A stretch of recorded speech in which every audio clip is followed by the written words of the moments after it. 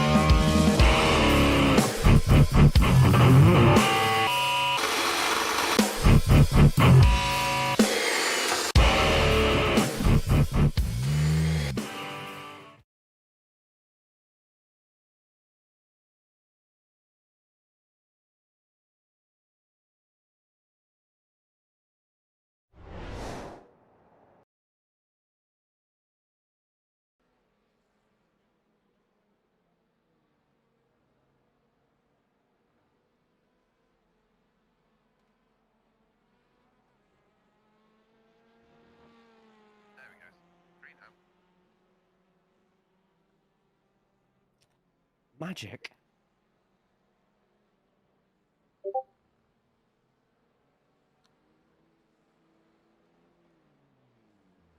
We started the season as we ended it.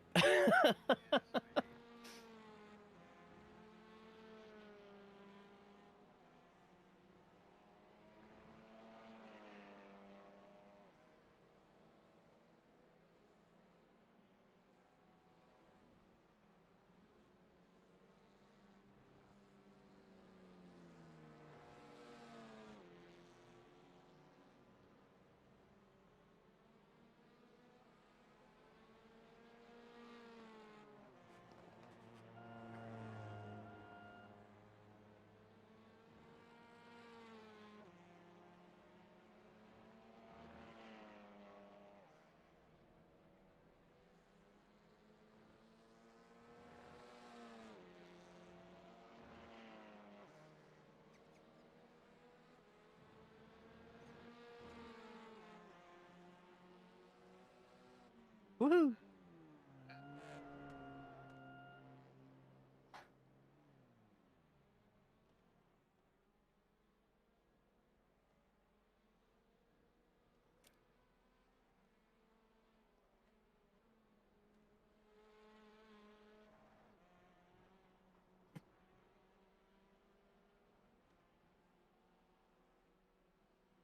Sorry, I was just in the middle of eating some bread there. Yes. But I'm fantastic, Pete. I'm very excited for this season, and I hope everybody in the chat is as well. And yeah, it's I've just checked the weather. I know you just mentioned it now, and I'm not seeing any chances of rain yet.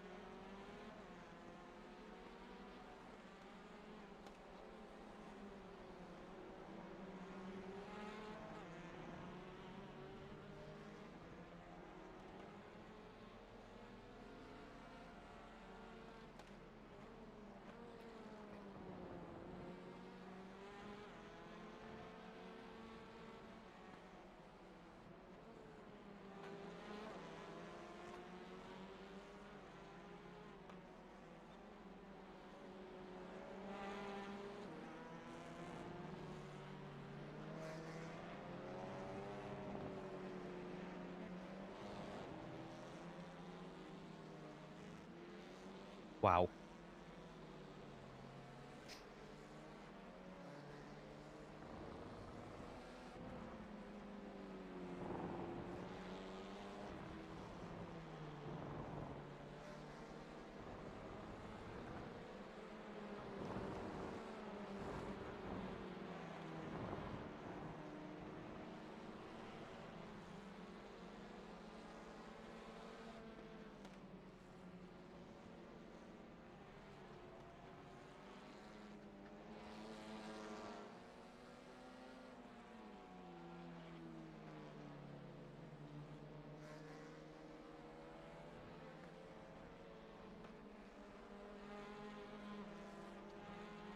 I'll be honest, it is a little bit newer to me, but that's fantastic because, I mean, if you want to give yourself a good first impression, you're already in a race, in a league with a lot of safe people, a lot of people who will give you space as well. So, fingers crossed, this first impression is going to be a good one, and I have all the faith that it will be.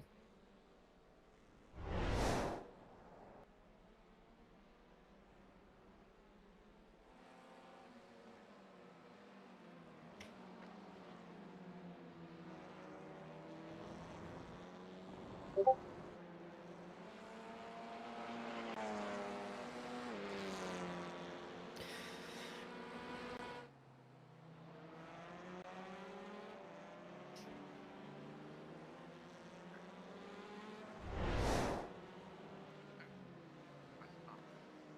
Aaron. Please.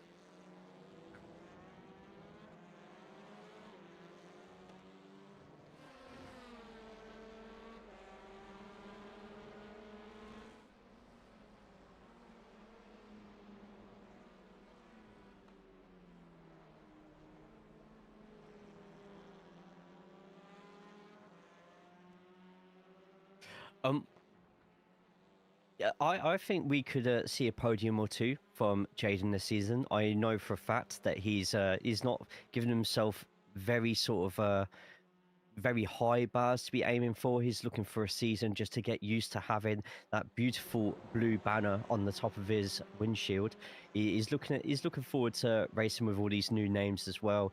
He just wants to get himself stuck in and just see where he lines up with everybody. But if there's anything we've learned about Jaden over the seasons that he's been racing with us recently is how he starts at this how he starts the season is definitely not going to be how he ends the season. He is someone who absorbs every little bit of information, every lesson that he can try and learn something, he takes it, and he only gets quicker. He is literally going to be a ticking time bomb for the top guys, perhaps even by the end of this season.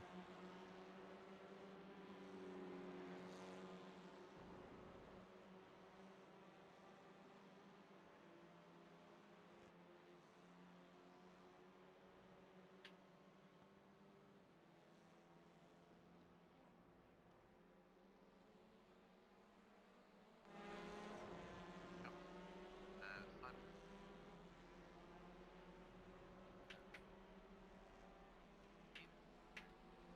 Please.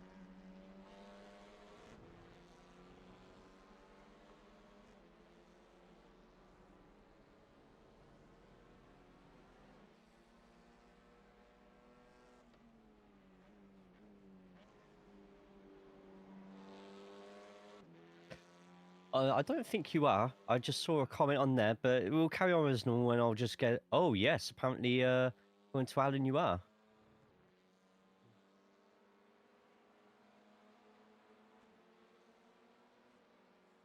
now. Has Pete been muted the whole stream, guys? Or because we might just have to start the whole stream again, go through every single introduction. No, I think I'm back. Better. There we go. There we go. Back. I think I'm back. Right, okay. Do I need to start the broadcast over again? Probably. Let's just start the season over again. Very quiet, very quiet. Nobody's ever complained about me being quiet before. It means that people can hear less nonsense. So I'll turn myself up, shall I? Okay, so I am now back. Welcome to season 23, folks, of the TCR Challenge Cup. This is the first pair of races, the sprint feature night. 20-minute race followed by a 40-minute race. You don't need a pit stop in the first one unless you damage your car, but you do in the second one because it's the same rules as we had last year. Different race formats this year as well. But I should run through some of these guys again. So Logan McKenzie has rejoined us from the Alpha Touring Championship. You probably missed out all of my words of wisdom there because I think I muted myself right at the start. Gremlins, that is, for the beginning of this new season. Manuel Sorolegi is back with us, obviously. Daniel Mills has returned. He's racing for Impact Simsport. There are two of those guys in here. We've just got to find the other one. Or is that... Oh, I might have that wrong. Don't know. I'll find out in a minute.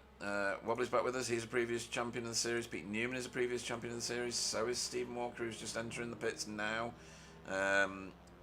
Renee's back. Jaden's here in the class above. He's now in pro. We were talking... Well, I was talking about it. You couldn't hear me. Jay was talking about it. You could hear him, and it probably made no sense whatsoever. Great to see Stefan in this field and so high up in practice, Jay. He's the top pro-am car. That's pretty remarkable. Absolutely. Yeah, fantastic start so far. In front of even Carl, who finished really strongly last season. So we'll see where this leads. Yeah, absolutely. Where else have I got to go here? I should point out that the Team Chimera drivers, two Team Chimera boys, Jamie Wilson and Simon Trendle, who is back driving TCRs, folks. Everybody should be fearful of that. Because he's so fast. They are in their Japanese livery because we are here in Okayama. What a livery! It's gorgeous, that, and it's got the Okayama label on the side of it. He posted it in Discord earlier. We should get a better look at that at some point, but we've just tripped over into qualifying. 35 races here tonight, folks. It's going to be a busy pit lane. We're going to try and get us a view of pit lane. There we go. As lots of people will start piling out now. Oh my God, Joe. Wow. Yep. Crazy. Absolutely. That's how we like it. Oh, it is, yeah. So, two previous champions in the BSTV camp now. Wobbly and Stephen. So they're out early. Nobody out earlier than the mega fast Logan McKenzie. You've raced against Logan. He's some kind of racer and he's so fast. Yeah, just a different class all by himself. It's great watching Logan. Logan, who does a lot of his own races on his YouTube channel as well. You've already seen it. Say in the chat that talks, so bot_014. I recommend everyone checks the channel out because he has a really good guide on there on how to actually start a TCR off a line, which with grids like this could be the difference between a nice little bit of style points for Pete. It bounces into Carl as well, and this is just qualifying. Everyone's backed up all of a sudden, and we are barely. We are pretty much 7 corners in to the new season qualifying, and already we've got everybody deciding that they want to play on the Dodgems instead. Yep. But yeah, no, check out Logan's channel. He's got some fantastic stuff on there, as we've already mentioned, also in ATC as well. So a very important channel, I think, for anybody here who enjoys anything to do with the TCR. Just as important as mine, in my opinion. Big-headed, well, yeah. I know. And you must visit Jay's channel. He's got track guides. He's got all sorts going on in there. He's done so much. A big shout out to Jamie Wilson actually today, because without his input, I would have had an even more desperate dash to get everything set up. But he helped me out immensely today. Right, new drivers. Stefan Klauka. I'm pretty sure that's how you say his name. He is new to us in the Audi and is in the AM class. Quite a few new AM class drivers for our series. Ooh, dear. Oh dear I think that's me. Fiona. She's not got her normal work guard paint on yet, but we'll see.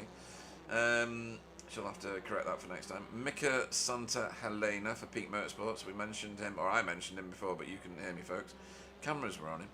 I'm going to have to keep changing the camera, Jay, because it's not automatically tripping forward, and I don't know what's stopping it from doing so. But never mind. Right, it's not moving on, it's just showing the same thing from 16 bazillion miles away. I've obviously tricked something over. Right, let's go and have a look at who else we need to look at. Daniel Lewis here, Blade Designs. He's one of the organisers of SRL League. We spoke about Alpha Touring Championship earlier with Logan McKinsey. SRL race on a Friday, later on than this series in the evening, that is. Right, we spoke about Simon Trendle being back with us. Wobbly Kneecaps is here as well. Fiona's back from banging a drum, but in the council colours right now. Who else? Sean Symes, Das Meatball Factory is his racing team, which sounds quite fun. Nice paint. Oh, I've not seen this one yet. I implore that you get a view of the roof if you can. A view of the roof. Yeah, it's Chopper. I think on this track is like a whole load of miles away. Chopper. Right. Is it someone's face?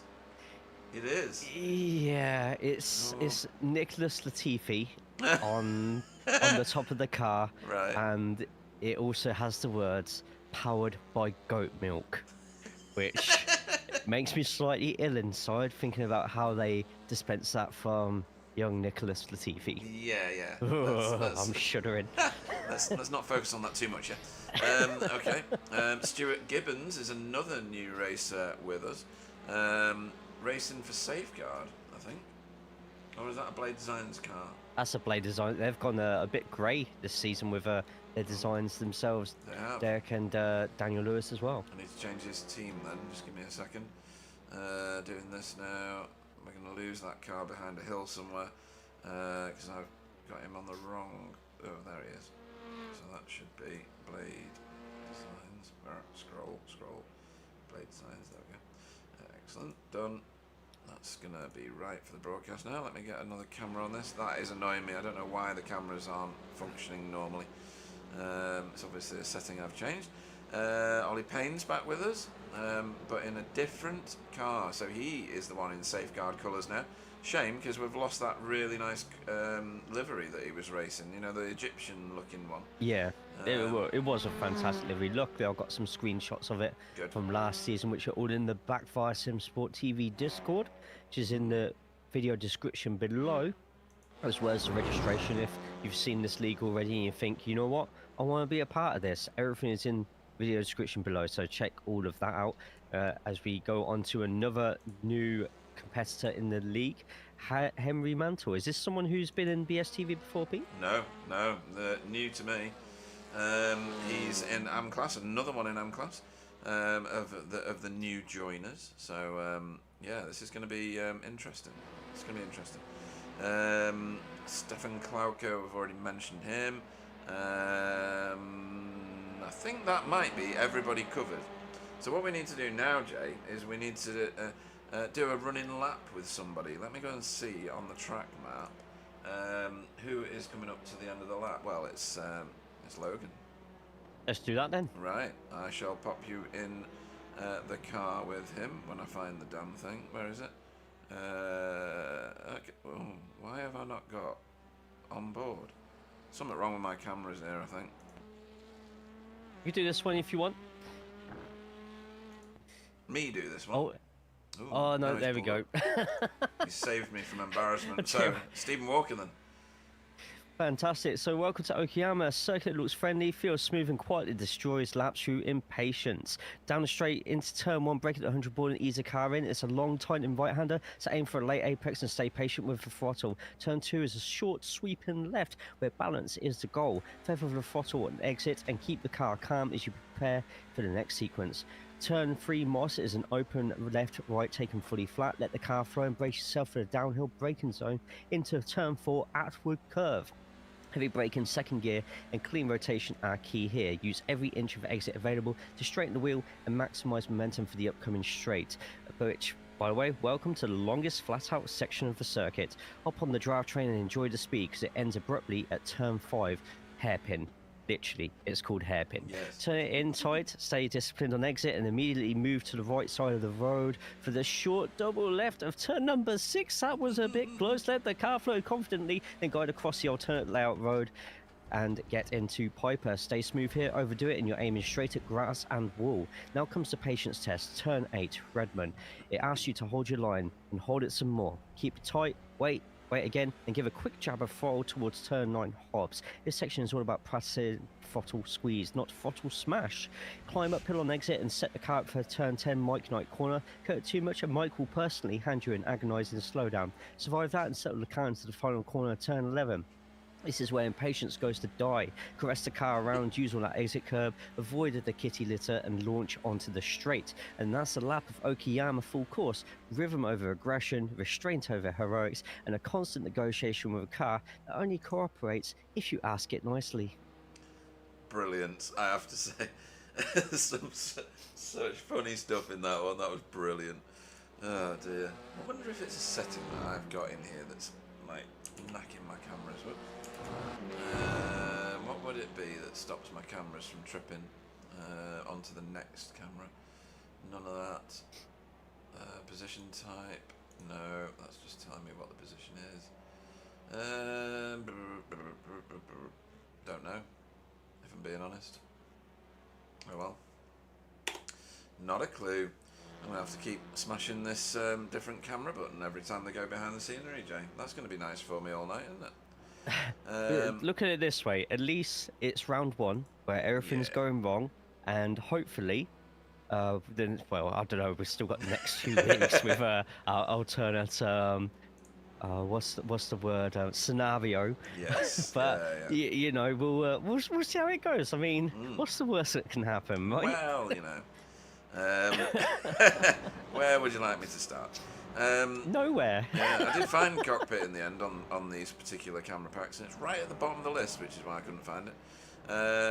Okay, so let's go and see. I wonder if I went back to normal default cameras, whether that would be any better. Maybe I should try that. What do you think?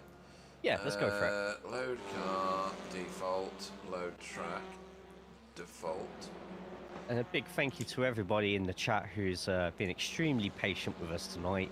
And yeah, keep chatting away because we have that ranking system in the chat now. You've probably seen a first place, a second place, beyond some names. Chat away, whether it's questions to us, chatting to each other, or cheering on your favourite driver or team tonight. Speaking of teams, there's a lot more competitive teams on the field tonight. As it was a little bit one-sided towards the end of last season.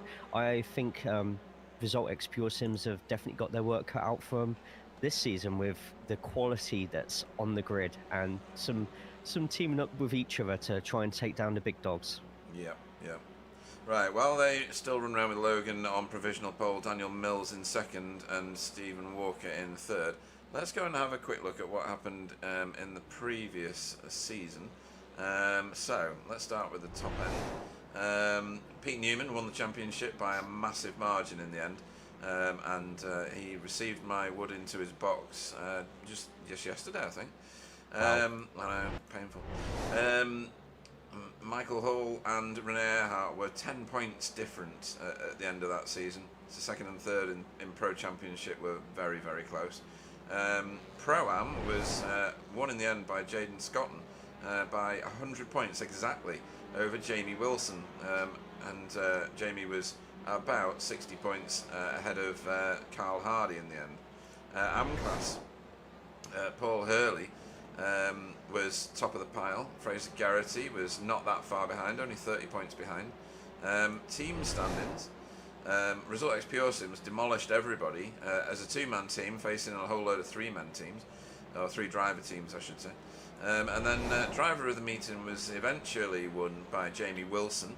And Salon's Safe Driver Award was yet again won by Jeff Saunders. I had to post out Jeff's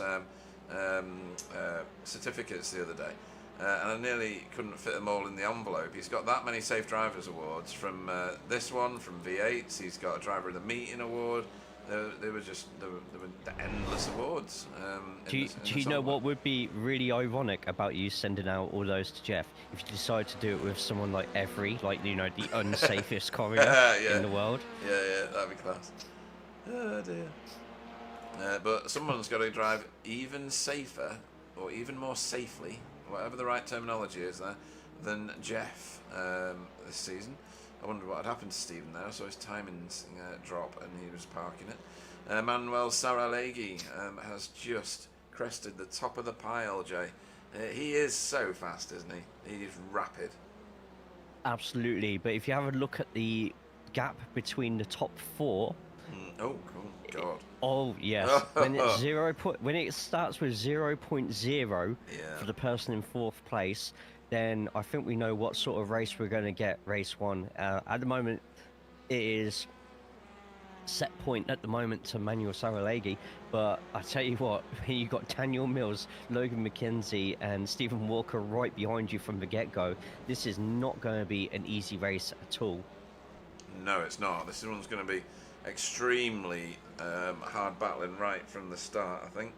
There's Chesney on track. Who else have we got going on here? Demis is here. I don't know whether you should control the cameras. Here we go. It might work that way around. So if I just quickly come off broadcaster and go onto commentator. So folks, what we said about everything going wrong, well... This could be right now, yeah. So if you now go to broadcaster and local, in that order, you should take over the cameras, just as we are at a critical point. Yeah, yeah. No worries. Now, let's see what happens to you when they go around a corner. Does it... I'll just go onto iRacing and press spacebar. That gets rid of all your top and bottom bars. Is yours going to trip onto the next camera? It does. You have to click onto the iRacing screen, like into the middle there, in order to remove all the top and bottom bar. I currently don't have it on. Oh. So you might have it on your side then. Oh. 'Cause it is still technically on yours, so... Yes, of course. Silly. Yeah. Right, got it.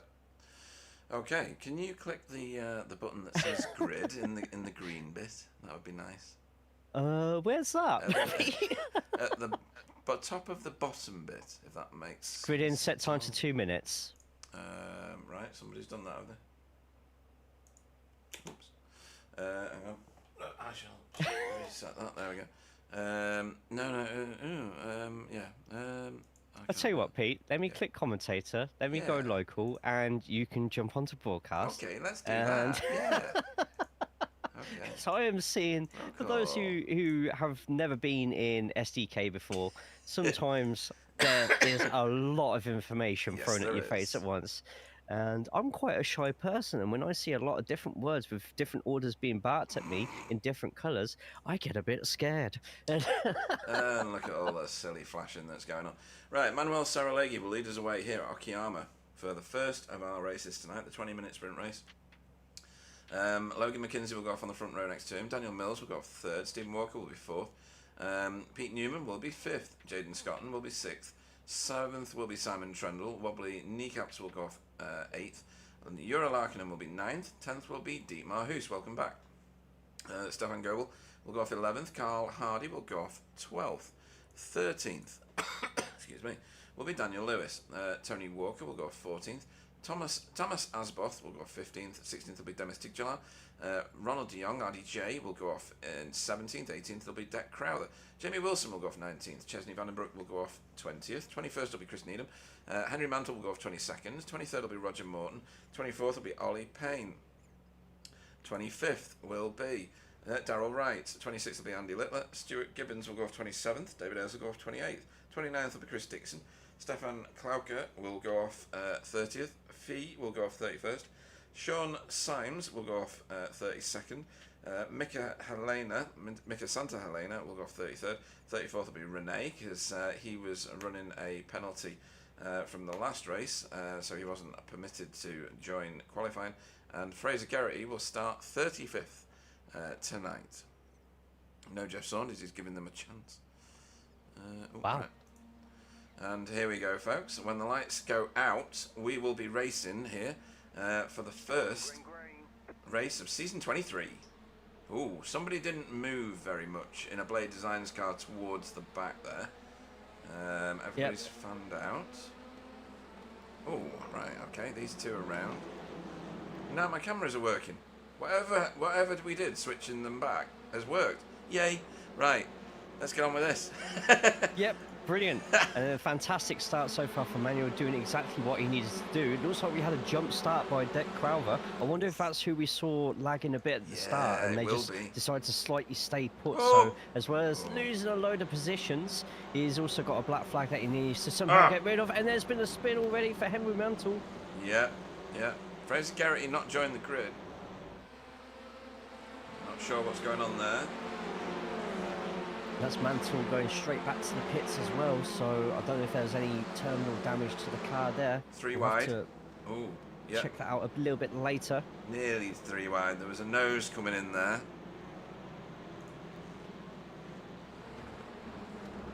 Apart Right, from the this is crowded. situation with Mantle, so far so good. You're going to find on these first couple of laps, Pete, there's going to be a lot of Constantinas, a lot of traffic jams, especially here, the slowest part of the circuit. It's like watching a hive of wasps just flying at you. Yeah, ooh, lots of smoke, lots of quite smoke. terrifying. No. Oh, it's all There gone. is a spin towards the Oh, back. that's messy. There's they gonna just sort it three out? at the moment. Are they It gonna looks like sort they it got out? it sorted out. Yeah. They have. But unfortunately, the casualties are pretty big there, and Yeah. I'm sure the front of Chris Neesam's car, when it was brought, Oh! came with not just Ooh. warranty, but a front end. That's Simon Trendle moving wobbly off the racing line.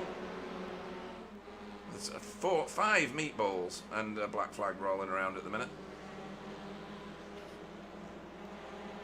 Yeah, a lot going on. Look at all this early fighting. It is a 20-minute race. We are only on lap number 2. And already there's been so much action that Chesney in his videos that he makes for the league afterwards is going to have a hell of a music video to make afterwards. I would suggest with this, heavy metal. Well, yeah. Thrash metal, maybe.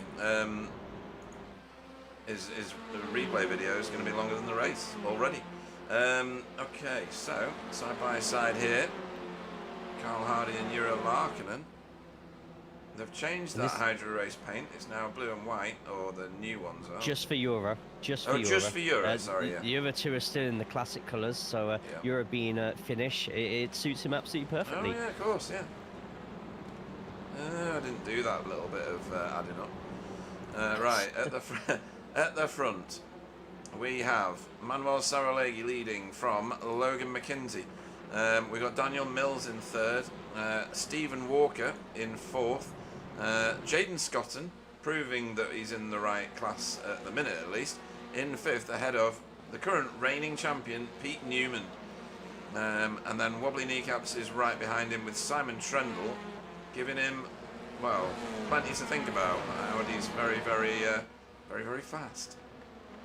Absolutely, and Wobbly straight away getting off the racing line to try and break the toe means that he's at least got him in his thoughts. I wouldn't say he's worried about him, because Wobbly's good enough to focus on his own race, but he definitely knows that if he does make a mistake, he's got someone with the caliber of Simon Trendle behind, ready to pounce. Absolutely. Right, it's getting all very heated here between Jura and Carl Hardy again. Jura having a look down the inside, but there's no way through there. The Elantra might have some power and top speed going up and over the crest of the hill here and onto this back straight. Everybody trying to break the toe in the front bit here. They're all fanning across the track to try and get some sort of advantage. Yeah, you're going to see plenty of F1 inspired trains going on here. Well, not anymore because they've got rid of the DRS button as of next season, but it's a very weird track, Okayama. Although it's got plenty of its long straights, it is actually really difficult to throw a pass off somebody here, and you're going to find a lot of cars getting increasingly frustrated, and it could lead to a little bit later in the race a couple of dive attempts, and unless you manage to get a really good run like Derek Crowther has here, taking the inside line of Fiona, and Fiona, she lets Derek through. Ooh, a little bit of a space on the inside there for Chris Needham, but Chris able to avoid any contact there because he's losing 4 inches on the front of his car. Yeah. And he's flashing his lights. Okay. I'm surprised they work on that car, I to know, be yeah. honest. I'm surprised they're not on the floor somewhere. Hopefully the impact wasn't enough to actually do any serious like mechanical damage. Right. I'm going to leave you on this battle here while I go to the loo. Won't be a sec. No problem at all.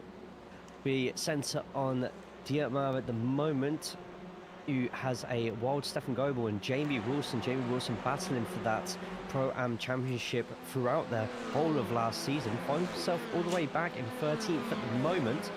And what Dietmar is going to want to do here is trying to get within 1.2 seconds of Eurolaken, literally on the edge of that 1.2. He needs every sliver of slipstream he can get, because once that disappears, the cars behind, they can finally start getting their attacks in as we hit the double left of Revolver and Piper. Do you find to open up Piper, you do have to go onto the alternate layout road, which is just slightly poking out, and then onto the slowest part of the track, the double, well, sorry, double hairpin. I am right. Just there, Hobbs and Redmond. Beautiful camera angle just there, showing all the cars sweeping around. It's still tight at the top. It's even tighter in the middle. At the moment, your leaders for each class, Manuel Sanalegi leading the pros at the moment with a gaggle of cars right behind him. Carl Hardy is top of the Pro-Ams at the moment, once again with a championship contender, Eurolaken, right behind within that half second as they get themselves out of turn one, sweeping around at number 2, and currently leading the AMs at the moment is Andrew Litzler, Chris Dixon behind. So we've got our 3 leaders. They're all in their own little separate battles at the moment, and so far a fantastic race. I don't know what you lot in the chat are thinking right now. Let me know your thoughts, but it is so compact in different groups between the top 19 at the moment, and we still have over 12.5 minutes left to go. Yeah, and no change at the very front. The first 4 races are all in the order they started in. Jaden's the first car that's actually moved up a position. Why, when you press that, does that one disappear? Don't know. Class standings? Ah, there we go. So Manuel currently leading in Pro. You can see all that going on there. Cal Hardy at the top of Pro-Am. Something wrong with that standing. Andy Littler at the top of Am. Yeah, wow. Fantastic. Brilliant. And by 4.5 seconds as well on Chris Dixon. Yeah, what? So someone's been practicing. Certainly have. Right, let's go and give me my battle box back. There we go. Right, so it's thick with action right around here. Look at all that lot. That Good train, grief. wow. Nobody. It's a bit like what you were saying before, though. It's difficult to actually do an overtake here, isn't it? It is. A lot of the time you're dependent on the person in front making a mistake, or as I was saying with who was it earlier? I think it's Jamie. and a nice bit of Tokyo Drift just there from Jamie Wilson. That was a complete. I completely forgot we were in Japan there, but it worked absolutely fine. That's a sound bite for you. Yeah. And we're about to go 3 wide. Wow. And look at that dive on the inside from Roland de Jong, but unfortunately the up and unders leave him caught short, pants down, and Tamas Aspoff about to take the inside line here. I have to say that's some of my best camera work ever, just that little bit. That was brilliant. It was. We'll put that in the next trailer for certain. Oh, Look at that little bit of door touch. banning just there, but This is getting crazy, this little area here. yeah, and this is such a compact part of the course where one tyre off the curb onto the grass or sand could literally lose you 2-3 places by the time you end up taking that second hairpin at Hobbs. You've got to keep so close to each other, so compact. It's like a tin of sardines and you're shaking it to see which one flies out first. You just don't know what's going to happen next. Is it going to be a sardine? Is it going to be like half a litre of oil splashing in the face? I'm going off on a tangent here. Let's just carry on with the race. That's funny. Oh dear. Right, so all of that started with Jamie getting that Audi just out of shape a little bit at turn 2. Let's see if he's got better control of it this time round, because he was right up behind Stefan Goebel, who's got a decent gap on him now after that. And that did concertina everybody up behind, and the group behind is still having it. And this is Rene. He started second off last, and he's up 16 places already. 17 Fantastic places. effort. Look at that. Gets in straight onto the throttle. Nice. And unfortunately for Rene, Tamas is going to have a faster line on that outside because the steering wheel goes a little bit straighter sooner, which is fantastic for the front wheel drive. Not just that, but Tamas is also going to have a nice little bit of slipstream here to the point where Tamas is actually approaching the corner slightly in front of Rene. Yeah. So how good are these two on their brakes? I feel Tamas is still going to have a slight inside here on Rene unless he slots in. He goes for the slot in. He tried to cover off Demis. I think he realised that Rene was Ooh, mega quick. Tamas going really wide there, and Demis has a fantastic exit for that. Demis deciding that he got two pro drivers here, or maybe not. He's still got the front of his nose in, but lets Tamas go. See, as far as Demis right now, I'd probably be letting both of these pro leveled cars. There's still might be a few changes in classes. I've always seen a few comments in the chat. What you see right now is not necessarily final. Usually, as with every season, not just in this league, but many of us, sometimes some classifications can be slightly wrong, but we can use this, not just the I rating, but the performances of this round, plus reputations to maybe do a little bit of shuffling. So nobody panic, it might not stay like this. Yeah, Manuel and Logan have kind of split off a tiny bit from Daniel. And that's a great exit from Logan as well. Yeah, this might be a change of lead. Might be. He's got 8 minutes to do something with him. And Manuel has bolted that car to the right-hand side. Absolutely nailed it. So, side by side they go in. That's got to be Manuel's corner. Yeah, and I think Logan's going to try and get in, try and get some better exits from the corner.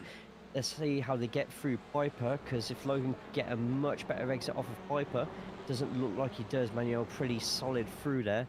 Yeah, I feel Logan might just be testing Manuel, getting him worried. We could see a full frontal assault on the last 2 laps. Yeah, and they've kind of slowed each other up there and allowed Daniel Mills and Steven to catch up. These two, though, their I rating's pretty much the same. 7,241 for Logan, 7,333 for Manuel Saralegui. Slow down for Daniel Mills, slow down. Oh yeah, and he's come right off the racing line to burn it. He's rejoining behind Stephen, but oh yeah, now he's gone, Jaden Scotton, oops, missed. Starting to bridge that gap, starting to get a bit faster laps underneath him. Fantastic position so far. Top 5 is a really good place to start the season. Oh, this is on again. Oh, can they leave each other alone? Give somebody else some screen time, will you? Come on. Yeah, I think Tamas might need to be Pro-Am going off this. I was looking at his I rating, and I know it's not a great guide. But he's in pro I rating territory, if that makes sense. Doesn't mean he's racing front wheel drive all the time, and that's usually the issue. Oh, Rene and Tamas nearly. I think there was some sort of intimacy. Kiss from the rose there. Yeah. Tamas very good on the brakes. But Rene, I think he's overtaken about half a dozen cars in that same way. Yeah, got Tamas, and that's a good overtake on Daniel Lewis by Rene. That puts. Sorry, I yeah, think that's Lewis. I do feel. I'm really hoping that because of Tamas's orange colour, that the whole of Yeah. the whole of Blade Designs hasn't decided to throw out the colour of orange since the famous Battle of Orange at Navarra last Yeah, season. no, that was great. But it was, they looked so similar, didn't they? They really did. Right, so no change at the front, even though the front two kind of got together again a minute ago. This is where the closest racing is, and it's, how many cars is this? 7? Something like that. 1, 2, 3, 4, 5, 6. 6, sorry. 1, 2, 3, 4, 5. No, 7. Yeah, Wow, can't count. you know, Tony Walker's car there just literally just behind the come out Audi. of nowhere, just Yeah. like, hello. I'm here too. Oh, dear. Brilliant. Where's Jamie? Yeah. Well, if Rene picks off one more car, he will get the reverse pole. Yes. And for those who are new to this series, how this part of racing works for the feature races is one 20-minute race. If you finish in the top 15, you will be involved in the top 15 reverse grid for the 40-minute feature. So if you're fighting from the back and you land yourself in 15th place, you can technically complete a first to last by the time the second race begins. A little bit of contact there between Jamie Wilson and Tony Walker, and Jamie Wilson about to get that inside line just there has decided to have another go at Tony here. Now, is Tony going to take the outside and open up the corner? Is he going to defend the inside? But it looks like Jamie's not quite close enough. It will just depend on if there's a Tony Walker mistake. Nearly, Jamie a lot more confident on the brakes, nearly causing a little bit of a tap on the behind, which I know it's difficult to pass here on the straights, but you don't really want to lose your front end and lose any part of that aero at all to give yourself a big disadvantage. Yeah, and Mika Santa Helena for Peak Motorsport making up 9 places so far. Going with Brilliant. Stefan Bauke now, who's up 5. So, Yeah, great first impression so far. yeah, 2 right. This battle. Oh, and a digest here from Rene. Oh, wow. Fantastic from Rene. Yeah. But it's not over yet. Jamie's going to have the Jamie's having inside it. line here. Yeah. Rene's going to have the quicker outside line. This is going to go into Moss S, which can sometimes be a bit difficult to keep side by side. When you're going left and right, you've got to hope that your perception's doing well. And then on to outward curve. But it's not going to be over for Rene yet. Jamie Wilson's going to have a quicker outside line, but they've also got RDJ joining the party, and we know how quick RDJ is as a pro-am, just getting quicker and quicker every single season. Oh, Simon Trendle. Simon Trendle and Carl Hardy going at it. A bit further forward as Jamie Wilson loses another place, does he there? Chimera just having a horrible hairpin just there for both drivers. Yeah. Wonder if it's an Audi thing at their hairpin. I'm not, you know, it could easily be, couldn't it? What's going on back here with Deck Crowther? He's now trying to get a position back. Yeah, position back as part of a recovery drive from Mika. Plenty of Nearly got it done. space. And got it done. Yeah, that's nice. And Mika getting it over to the right-hand side to open up the first of the 2 of the double left-handers. Gets through then, luckily doesn't lose any more time to Stefan behind. Another Stefan. Speaking of Stefans, Yeah. yeah. Straight Stefan through. with, yeah, brilliant move there on Dietmar. Good to see Dietmar back in. Oh, and a little bit of Dip in the little bit dirt. of sandcastle building just there from Mr. Goebel. It might be worth keeping the camera on this for a couple more seconds to see if Dietmar can take advantage of this. It looks like Stefan was able to cover the car nicely, gets in nice and tight to that corner, and Dietmar has a little bit of work to get that place back. Yeah, good to see 2 cutting corny cars. They have such a strong following. It's good to see them all returning to us. Oh, what's gone on here? Where's Stefan? Yeah, he's just lost a couple of places fairly quickly there. Yeah, and look who's following them with their own Yeah. recovery drive after an early early bit of damage in the race on part of that big lap 1 incident at Redman. Chesney Van den Broek, one of the challengers for the AM Trophy last season, on his own little recovery drive. Absolutely, yep. After that lap 1 incident. At the front though, Manuel Saralegui has got this lap to go. Well, this is last lap now. So Logan versus Manuel, and this is probably going to be the battle to watch. Logan, who we know is so methodical in how he tries to dismantle his opponents and get those passes in. Yeah, there's a bit of distance there at the minute though, and there's much more interesting things going on.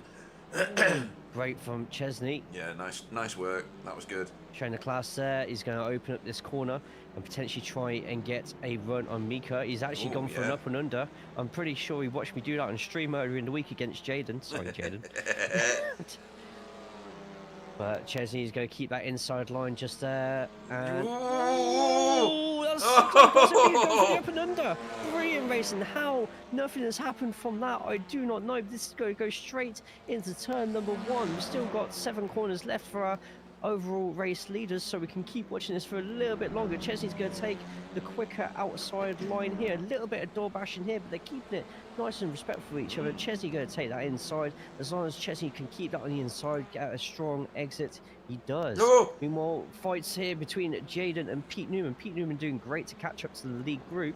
Has picked off Jaden here, unless Jaden can somehow keep a wheel in, but he's also got Wobbly to try and take care of.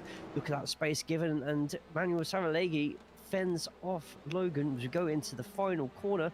Manuel Saralegui is going to get the first win of the season, wins round 1 at Okayama. Logan McKenzie in second, and right there in the background, it's going to be a drag race to the finish. Wobbly is pushing one or the other, and it looks like Pete's going to just get it. He does. Just. With Jaden Scott just behind him, Wobbly kneecaps afterwards. In 7th place. Carl Hardy winning the Pro Ams by half a second. Wow. And the driver's over the radio. So I'm just listening to Wobbly, who's swearing like a little Dutch sailor on the radio. It's full of little bits and little bits of, and little bits of. It's beautiful to hear, but it's not safe for streaming, unfortunately. So Pete Newman beat Jaden there by 0.02 of a second. Wow. Yeah, that was so close. Wobbly tried his best to push, and he voiced his displeasure over not being able to push Jaden hard enough over the line. That's funny. But also, the middle of the grid were all high praises of each other on the team radios afterwards. Absolutely enjoying the racing, which is exactly what you want to hear on the first round of a new season with so many new drivers and returning drivers as well. Oh, absolutely, yeah. We'll go through the standings in a minute. Just waiting for the final cars to roll over the line. Special shout out to Andrew Littler as well, by the way, for keeping that Did he? First place, yeah. Oh, wow, that's fantastic really good. Results. That is He must have been so pressed. awesome to see. Yeah. Right, let's have a look at the finishing order for that race, folks. So the first race of season 23. And Manuel Saralegui sets off in fine form with a win. Logan McKenzie second for Yellow Flag Motorsports. Stephen Walker gets the final step on the podium there for BSTV Pink.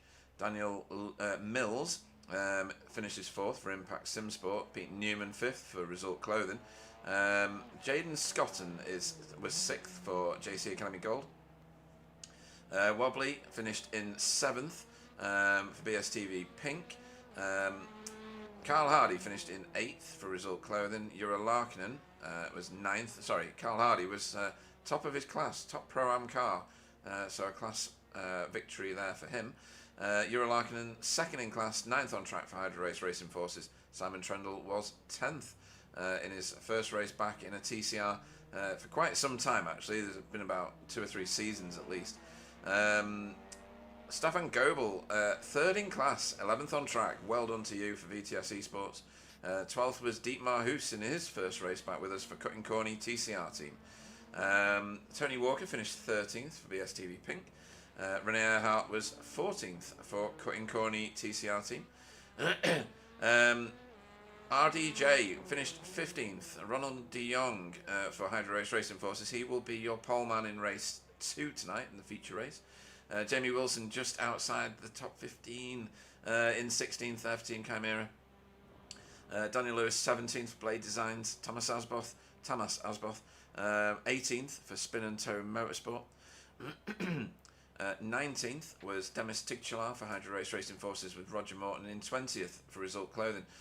Andy Littler, top AM class car over the line, brilliant work, and 21st overall for Work Guard by Result, and his teammate gets a podium as well, second in class, 22nd on track, likes the twos for Work Guard as well, Chris Dixon. Ollie Payne, third in class and 23rd on track for A Safeguard. top 3 result. Oh yeah, Brilliant. Results in all 3 places. Wow. Deck Crowther 24th, Chesney Vandenbroek 25th for JC Academy Silver, Stefan Klauke 26th, Mika Santa Helena 27th for Peak Motorsport, Sean Symes 28th for Das Meatball Factory. And we carry on because there's loads of them. Chris Needham was 29th for Air Smart Racing.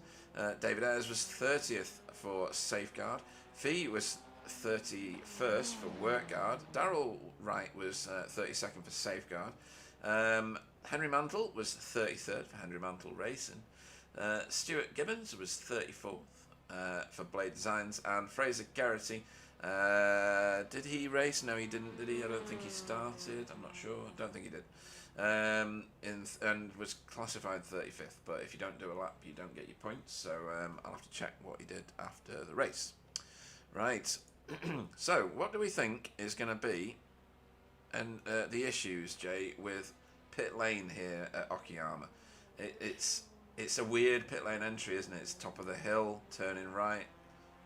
It is. It's one of those pit lanes that has its own set of corners, but I think the bigger issue with pits, as we've seen, has been so much bunched upness of cars. If that continues as deep into the race as it has with race 1, if you're on the outside line of turn 9 Hobbs, you've got to find some sort of way of getting across to that inside, and if somebody else is already there, that could potentially cause some problems. Not just that, people could actually just, and that's a great entry from Chris there. In fact, Chris has probably done it absolutely perfectly. You could probably take a little bit of grass there and just take it as one big corner, got a little bit of a run up. So once you're actually in the pits and have that final straight, it's absolutely fine. But getting into it, if there's battles going on, we could see some tears. The exit though, it throws you straight onto the inside line of turn 1, so it just depends. I feel when we have those sorts of races where the leaders are within tenths of each other, and we're watching that last top runner come out the pits and it's close, similar to Okayama, we're at Okayama, Oschersleben, sorry German friends for that pronunciation.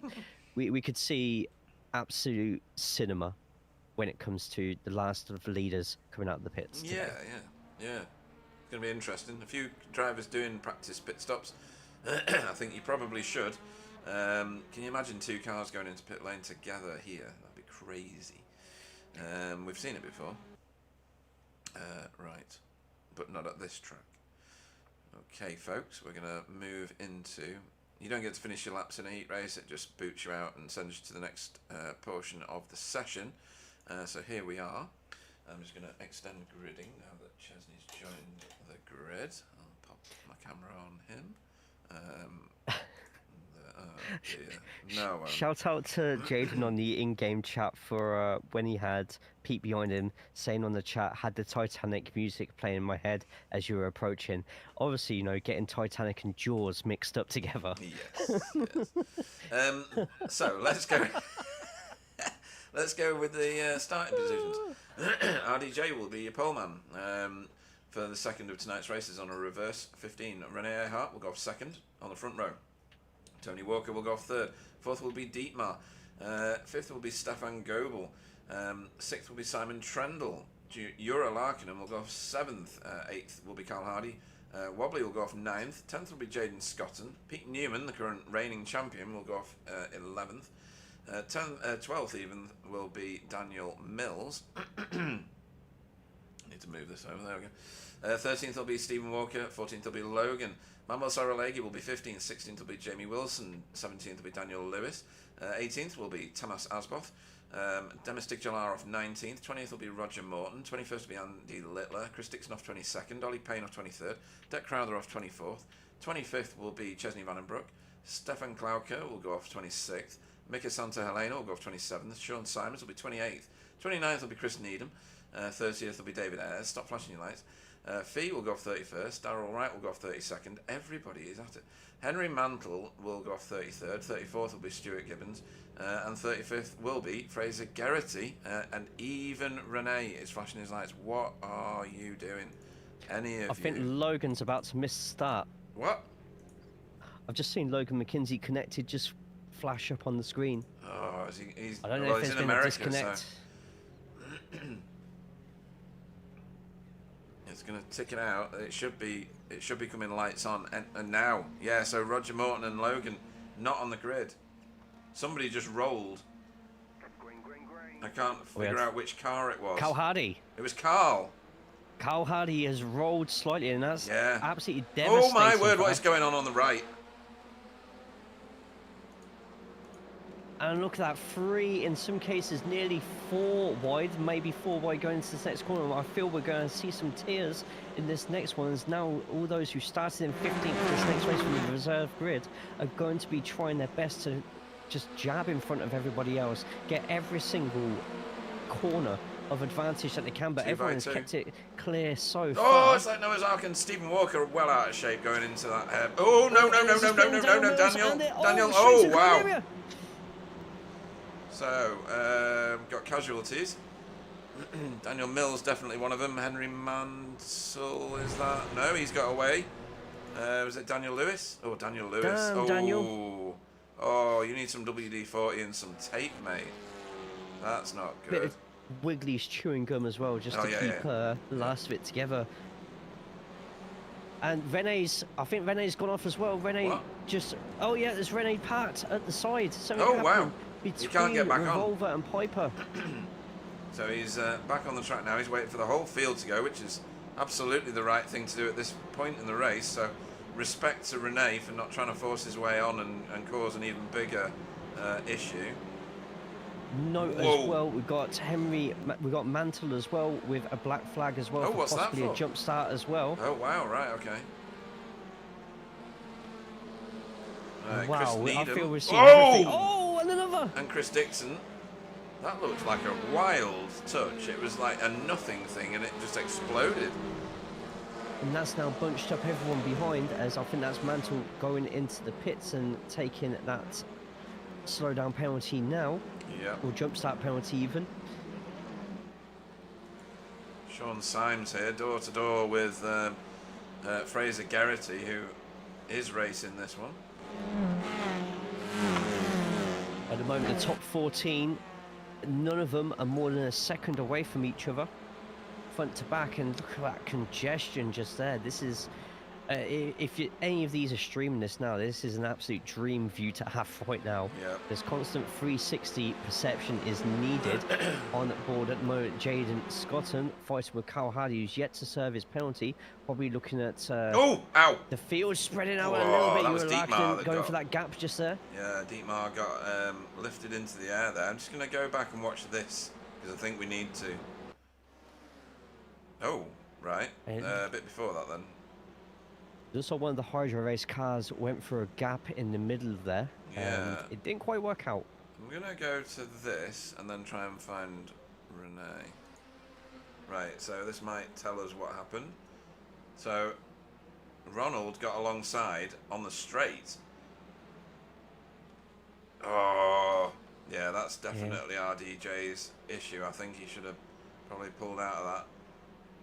Maybe, Yeah, I don't know. but Is that, what Also is in that? a little bit of the vortex of danger, which I think everybody on iRacing should read up on every now and then. Vortex of danger, a complete blind spot for Rene there. It's a difficult one to to really judge when you're making a move, and if you're trying to judge how much you should go across when defending. So, Yeah. meanwhile, Chesney getting a bit of a freebie just there as Mika off the track, but manages to rejoin as safe as they possibly can. Yeah, he's going to go 3 wide in a second though. I thought he was. Nearly. Too wide through here, that's why I've not moved the camera. Chesney and Ollie Payne used to racing quick together. flash from behind, and What wow, is going Chesney on? slotting that Wow. into the gap there. Has slowed Mr. Payne up a little bit to the point that Fraser, who's rejoined for his second race. I mean, for AM-class drivers, that was some serious car control from all 4 of them. Yes, absolutely. This is why I say about this league every single season, like the quality of the drivers through the grid is through the roof. Yeah, yeah. You're seeing our AMs winning second splits sometimes in the officials. It's great to see. Yeah, Wobbly making his way through. And why is he so far back? What have I missed? What have I missed? There was that instant at the start which Oh, involved yeah. the Daniels, and I feel Wobbly may No, have it been wasn't. a little It bit was about this. that. Whatever Oh. this is, I don't even know what this is yet. So he's So on he's his behind own. Stephen in front of Pete Newman. Oh, and Pete Newman Send got from his... Pete, Oh, and- it is a send. Yeah. Definite, that one. That kind of wasn't on, was it? It was a little bit of a lunge. It looked like Wobbly was breaking in the right point there, Yeah. and Pete needed a car to slow him down a little bit there, and Wobbly's come off a lot worse on that one. It's now a fight to try and make something of the race now. Yeah, this is getting it- crowded here again in the AM class. Oh wow! Because Renee's making his way through on yet another recovery drive. Ray just making his way downtown, passing six, left and right. No one clipped that. Nobody clipped that. I've had too much sugar today. Oh, And holy that car hell! should definitely not be there. Is it And Sean? that's Symes. Yeah. Yep, Sean Symes. Wow, that is How not. did nobody kill him? What? What happened? Oh my word. Oh dear. Right. Oh, stop moving this SDK. This is what happened. It's probably the weirdest 1 minute of BSTV anybody has ever watched. And that's saying something as well. He's just going to It loop looks it on like his by own. himself. Yeah. And then stops. He puts his foot on the brake. Fair enough. Oh, He couldn't have my moved. He couldn't have goodness. moved. Where would you go? You know. So it's the two Brilliant. cars that went onto the front of him and somehow held the inside line of each other. We need to find out. Was it these two? I think it was David Ayres and Mika Santa Helena. I tell you what. They breathed in as they went past him. Yeah, must have. One of them was wearing a chastity belt or a corset. Corset. I meant corset. Corset. Chastity belt. Oh, Where did no. that come from? I don't know. Oh dear. Oh, well, it was a good season. I know it only lasted a race and a half, but in case we get taken off the air after this one, Oh, I'm just dear. going to take a minute to The tears are real, book folks. my next Sunday school class. Yeah. I can't believe I just said that. We need to watch this because this is an important overtake. This is for the lead of the race. We missed it while we were laughing at that. Tony pops out from behind RDJ and he's done it before the corner. Oh, and nearly brought Very good. Ooh. Simon with him. Nearly. Surprised Simon didn't go for that. He did go for the outside line there, Yeah. but no, they kept it together. Oh, hang really on. well. It's still going on. Still happening now. Simon's pushing this. And I think Simon's going to get it, even don't with the know. outside line there. There's a bit of Audi's- sand, a bit of kitty litter. The Audi's no good between two short corners, if you know what I mean. The two corners that are close together, it needs that space in between. It's true, but I feel Simon's... Ooh, wriggly car. Gets in, but I think RDJ is going to have this inside until if Simon can keep the control here. get No. Early on the gas, and RDJ using Giving him every room. single inch of that road. This is And I tell you RDJ's what, corner, yeah. Great defending there from Oh, RDJ. my word. And I tell you who's going to love that more than anybody else, and that's Tony Walker. Yes, yeah. As Thomas Asboth gets a slowdown from somewhere, he's at the back of this queue here. Probably the second to last corner. It's going to be the place that you're going to see most of these slowdowns happening. Jaden. Mike Knight himself giving Thomas a slowdown order there. Is it just Mike Knight's hand slaps you across the face as you go. It's like the National Lottery advert where it goes through the It's crowd you. with "It's you," and the song it's just like slow down. Brilliant. Kids, don't do drugs. Oh, Simon Trundle. Audi power, but Is does he have gonna the do it, tighter though? inside line. Who's Stefan Goebel going to bet on? He's betting on Simon. I'm going with the previous multiple champion, he says. I'm going to get the toe from there. Inside line's probably going to be the best here, but oh no, he's actually decided to try and open up the corner. He feels he's in front of Jaden enough here.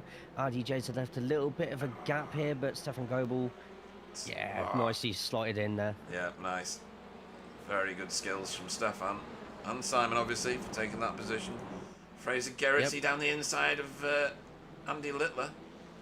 I tell you what, Wants to be Mr. respecting Littler is him. having a Yeah. fantastic race at the moment, and he's kept the position. Fraser might have a look on the inside, but it's turning into a square Tetris piece as Yeah. Rene and Mr. Payne as well. So I have to constantly look at the things out. Mr. Payne's paint, I'm upset it's gone. Yeah, I am I am. actually legitimately upset. Yeah, the tears are real on me now as well. Look at this train. This is Wow. silly. This is just silliness. Simon This is Trundle all the brilliant. way back to... Well, it was wobbly, but he's That's gone to the going to- pits. Demis Tischler. So 11th, second to 11th is just one big TCR train right now. And they're all chasing Tony Walker, Yeah, so- which is going to be absolutely terrifying if Simon's going to end up catching Tony Walker. The current time is 2.4, and that time is slowly getting smaller and smaller and smaller. Wobbly, as you said, already in the pits. He's coming out. He will be coming out in at least 30th place. He does in 31st, so if anyone pits from Wobbly's position, they'll be behind a cluster of AMs from 26th onwards. Yeah, but it gets him out of this rabble. It does. And he ended up getting, well, nerfed. He got Pete Newman, if you remember, so he's... Oh, Fraser. Oh, Something's happened with Fraser. He's dropping down. yeah, trying to find him. Oh, he's completely the That's wrong the way wrong way, round. mate. And he was in battle with Rene there, so I wonder if there was a case of cars just not giving each other enough space. It just says does mean he a went meatball. off track. Didn't say he got, like, T-boned or anything. So a great up and under just here, keeps the inside. Yeah. Oh, a See, little touch. a little bit of a Oh, door and then he bang comes here, back across. and both feeling each other out there. Yeah.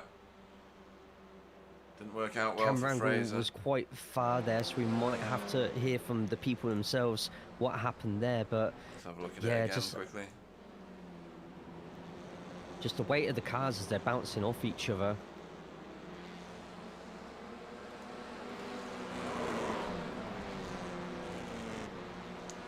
Not even easy to see that way, was it? Definitely an avoidable. Oh, yeah.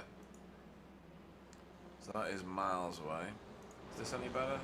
No. Bosh. There's a little bit of a tap and a spin across just there. Fastest Honda in reverse today.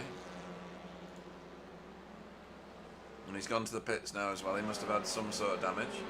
Yep, Jaden Scotland has also jumped into the pits to get that early pit stop done. Has probably felt maybe just like Wobbly that at the moment getting that little bit of clean air is going to be a lot more effective than carrying on in this battle right here. And we are only, Pete, 12 minutes 30 seconds What? into this 40-minute race. Surely that's the whole race done now. Not yet. Manuel Saralegui making his way through very quickly. He's up 8 places, but the most forward moving person is Chris Needham. Yes, Up up 16, which 16. is incredible. That's A few that's people 2 have a hit, lap. but still, to a lap. Two positions a lap. No easy feat that. That's Euro now jumping to the pits. I feel people are starting to catch on a little bit now. That's Euro Lagden in the pits. A slow down for Tamas again. Whoa. Seemingly on the same Knight. corner as well. Slow down. Kids, just say no. Yeah, like Zamo, just say no. And give it another 15 minutes and we'll start doing our drink driving at home for Christmas parties. Surely, Yeah. I can see it now. Ollie Payne chasing down Cal Hardy at the minute. So the field's a bit getting a bit more messy now because of pit stops happening, so people are out of position. I'll put the pit stop lap on. Where's that? There. So you can see who's pitted, folks. That will help you. Doesn't help me, I just never know what's going on. De Jong with a gaggle of cars behind. Simon Trendle has managed to gap the group by 1 second, 0.7. He's the exact same distance between third place and first place. He's managed to knock off 7/10 off of Tony Walker since the last time we were talking about the chase. Not the TV show, but the distance between Simon Trendle and Tony Walker.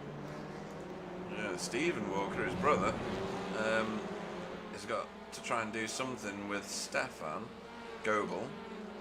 That was easy. Yeah, Stefan. There you go, mate. I'm off to the pits. That's Demis as well going into the pit lane. Oh yeah. So that opens up some free road for Stephen Walker. So he's not going to bother pitting until he's under the gearbox of the next car in front of him.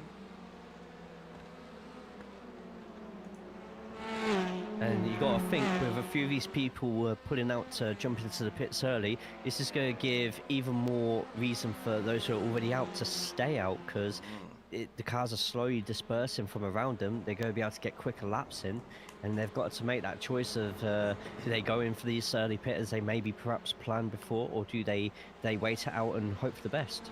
Yeah, and we got even more people dropping to the pits. Renee's gone to pits. Stefan Klauker has gone to the pits. Fee has also been in, or is still in rather. The majority of the AM class not going to pit road yet, and Chesney got a slowdown a minute ago as well, which he won't relish. Carl Hardy with Andy Littler to overtake. Go on, take him out, Andy. Did I say that on? Yeah, could people hear me? Well, we're already getting cancelled, so you can say whatever you want now. Jeff Saunders on the chat. I guess Simon doesn't need the solar panel on the Audi. No. He just stamps the gas. Jeff used to race in Simon in V8s, where his V8 has a solar panel on the roof. As RDJ goes to the pits. Surprisingly, the only car going into the pits out of the top. Oh no, since I say that, Yeah. Daniel Mills now going into the pits as well. Was caught in the crossfire of the instance very early on in the race, and has done pretty well to get himself back up into a top 15 position before jumping into the pits. Yeah, Scary Mary must have ordered David Ayres into the pits, because we don't think that he can think for himself, so... Just saying. Evening to Gary Walsh on the chat. Hope you're enjoying what you're seeing. Thijs van Gool, Pete van Gool, why aren't you racing? As things stand at the moment, Pete, Jaden Scotton is the top car who has been in the pits so far. Oh, Yeah, that surprised me slightly, but Yeah. he does find himself right behind Darryl Wright at the moment. yeah. So he's- unless Jaden could get a move done here, he has a Ooh. fantastic exit out of there, Lovely. gets himself across. And although there would have been a little bit of a delay maybe in the first half of this lap, Jaden in a good position right now. Yeah, Just strong. has to hope that those at the top of the grid right now can find some ways to slow each other down. So Stephen Walker leading a train of 3 cars. That's Pete Newman.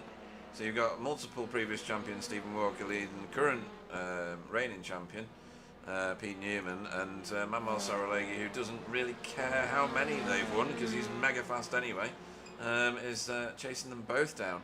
Dietmar Hoos, I like what he's doing tonight. He's keeping pace with these ridiculously fast guys. I like it for cutting corny TCR. Has Rene and Dietmar just accidentally logged into the wrong accounts, or? Yeah. I am joking, of course, Rene. Don't hit me. Right, more visitors to pit road. Darrell has gone to the pits. Oh my Ooh, word! that was close just there. was. RDJ, and that's so Yura. RDJ has Euro right behind. Giving him a Team push. Hydro race. And we could see a double overtake here. Euro braking quite early here. This is just so he can get it on the accelerator a bit sooner for the exit, give himself a bit of a head start. I feel we're going to see an outside overtake here, both side by side. Yeah, and it's brilliant. done. Nice. Great teamwork just there from both, pushing along, using the slipstream, and both dispatching of Chris.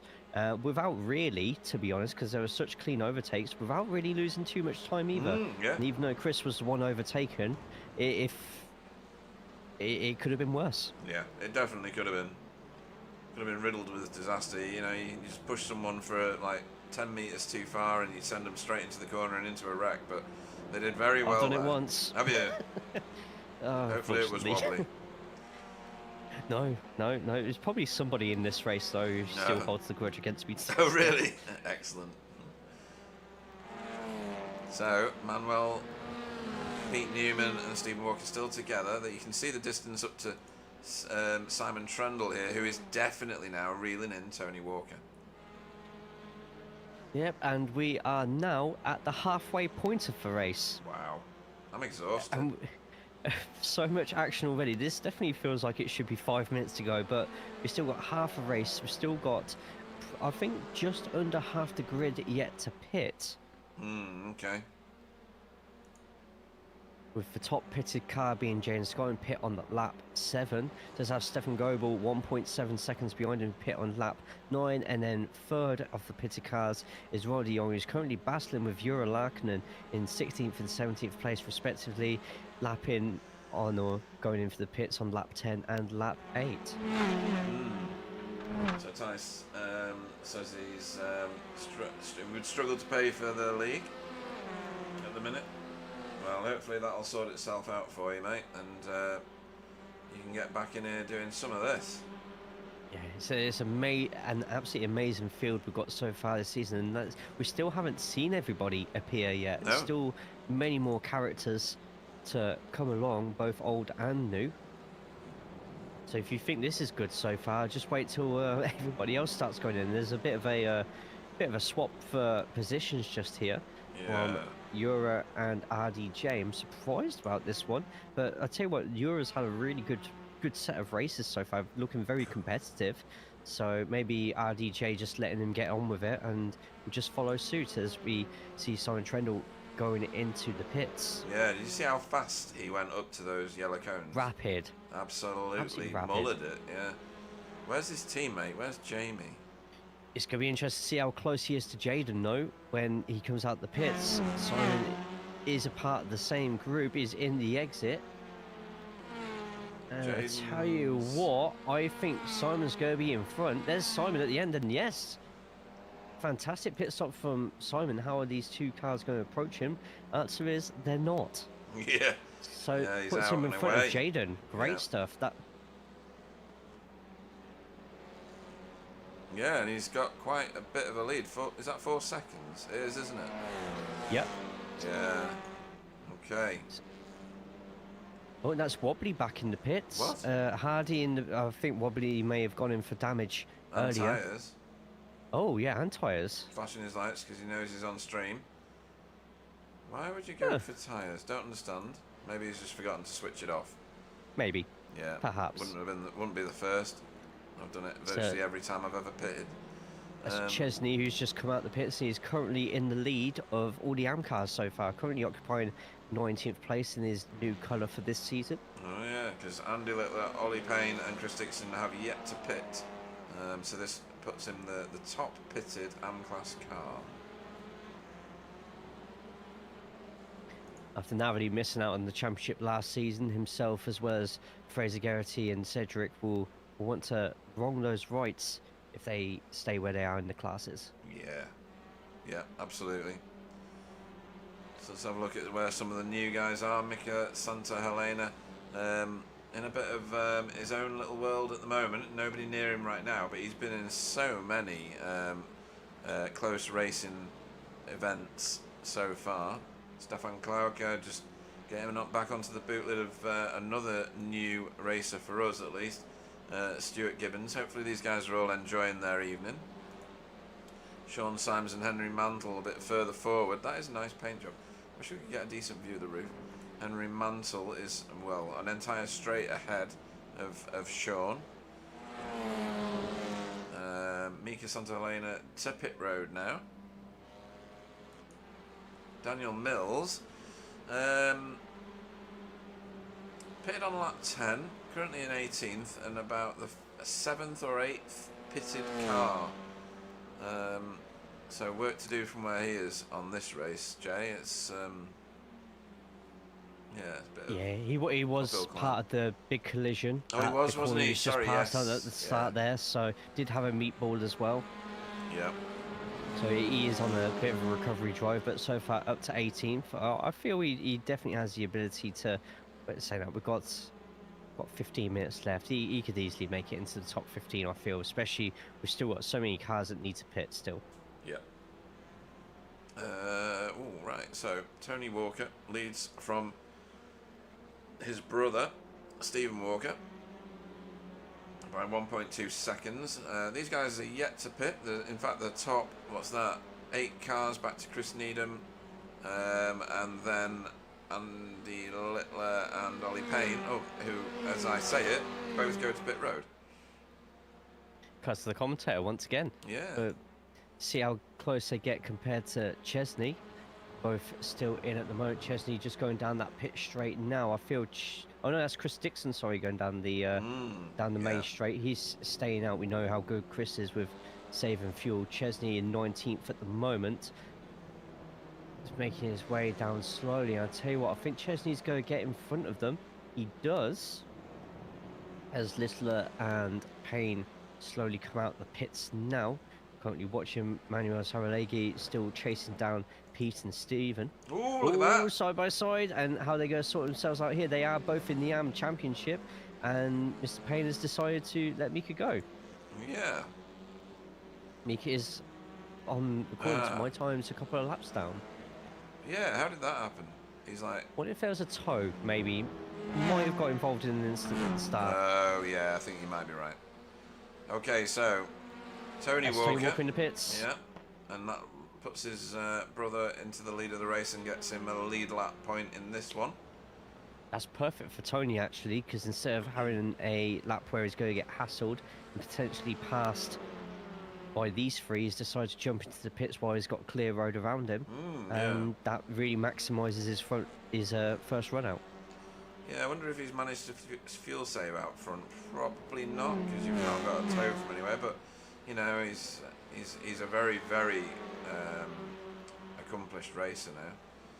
So he is at pit lane exit. Where's he gone? There. I tell you what, he's going to be in front of Jaden. He's just behind Simon. But more importantly, he's in front of Stephen Goebel and Jura Larkinen, who is also fighting with in the same class. So good stop from Tony Walker. He'll be very pleased with that first one, I think. Yeah, I would say so. Relatively stress-free. Does mean as well for Simon Trendle, being stuck behind Tony is now in front of him and can run his own race as well. These three getting a bit close and intimate again now. Oh, right, Ty's had knee surgery and he's a mechanic, so he can't work. That's explained that then. I'm guessing he can't work the pedals on his car either, I'm going to assume. On his sim rig, rather. No, unless he's got dual paddles on the wheel, really. Have Hydro Race staged this? All three of their cars are at the same point on the track. They do love a team photo together whilst out on track. Yeah. Right, Dietmar, forgotten Corny, has gone to the pits, and Tamas has followed him in. Oh, that's some speed. Whoa, Tamas gee was whiz. reaching in there. Yeah, he took like- a real chunk out of Dietmar just in the pit lane. Yeah, both sides of the Mike Knight corner he's pretty rapid at. And sometimes even through it. Slow down.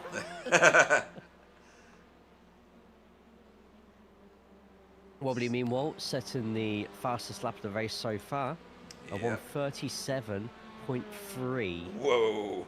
Oh, which is that's 2 tenths quicker than Stephen Walker so Yeah. far, your current race leader. that's so funny. At the moment, that fight for first place, I don't see any of the... Oh, you know what? I was just about to say, I don't see any of these fighting each other through fear of losing a place to the other. Well, I But think it's... Pete's getting pushed by Manuel forward, if that makes any sense at all. Simon Trainer was only 25.5 seconds behind. If all 3 of these pit at the same time, it is going to be magical. In that case, I want to be here on Manuel's car. Who is going to brake first? And we go... Oh, Just and the one. Stephen Walker. Just the one. Well, it's worth it for Pete Newman. He's going to pick up a lead lap point. Yep, might be worth getting on board with Simon Trendle just to see how close Stephen Walker's going to be. If Stephen Walker ends up being side by side with Simon, that means Pete Newman and Manuel Saralagi are going to be exactly the same, by the way. Yeah, that's true.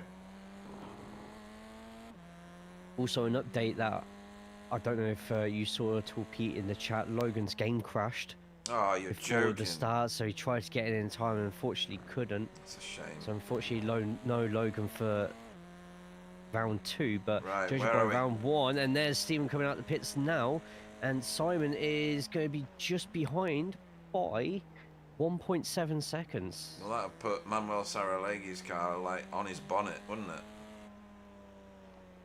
If Yeah, Manuel it's comes out. going to be close. Yeah. It is going to be very close. And speaking of that, Manuel is getting closer and closer to Pete Newman. As soon as I say that, he sort of lets off the gas a little bit.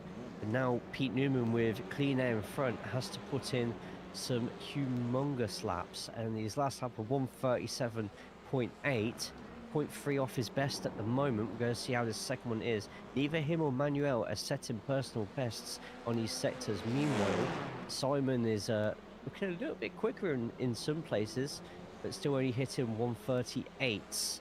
So I feel this could be a three-way battle to the finish, Whoa. depending on how much they fight each other. I think Manuel's going in the pits. I think they both are. They both are. Whoa! Ooh, Manuel nearly losing it there. That might cost him the race. Looks like Pete's had a lot more practice at the pit entries here. Just have a quick look at the times. Neither have got a black flag for speeding in the pit lane, so at least they've got that. On the board with Jamie Wilson at the moment, fighting with Chesney Van Broek. And that's everybody. That is literally now everybody is pit. Yeah. Why does it say that Jamie Wilson pitted on lap 1? Probably part of that incident with the Daniels. There was a Chimera car involved in that Oh, was one. there? I But missed we that. might need to have a look at the lead quick, see where Pete Newman gets out. And there's Pete Whoa, just here there on we the go. inside, and Stephen Walker is just behind Pete. He has the momentum, and he's stuck behind. And Manuel Saralegi gets in behind. Simon Trendle is quite close as well, to be honest. He is within slipstream's distance. Now, what's Stephen going to do here? Are they going to fight in these final 8 minutes? And 8 minutes is a long time for a battle. It really is, Or yeah. is he going to hide behind Pete? But problem with that is Saralagi's not slow. And No. Simon Trendle, with a bit of slipstream as well, is going to catch right up to him. Yeah. And right behind him is Tony Walker, who's obviously going to want to try and keep as high up as he can, try to keep away from Stefan Goebel. Jaden Scotland, by the way, still up there in 6th place overall. Fantastic drive from him.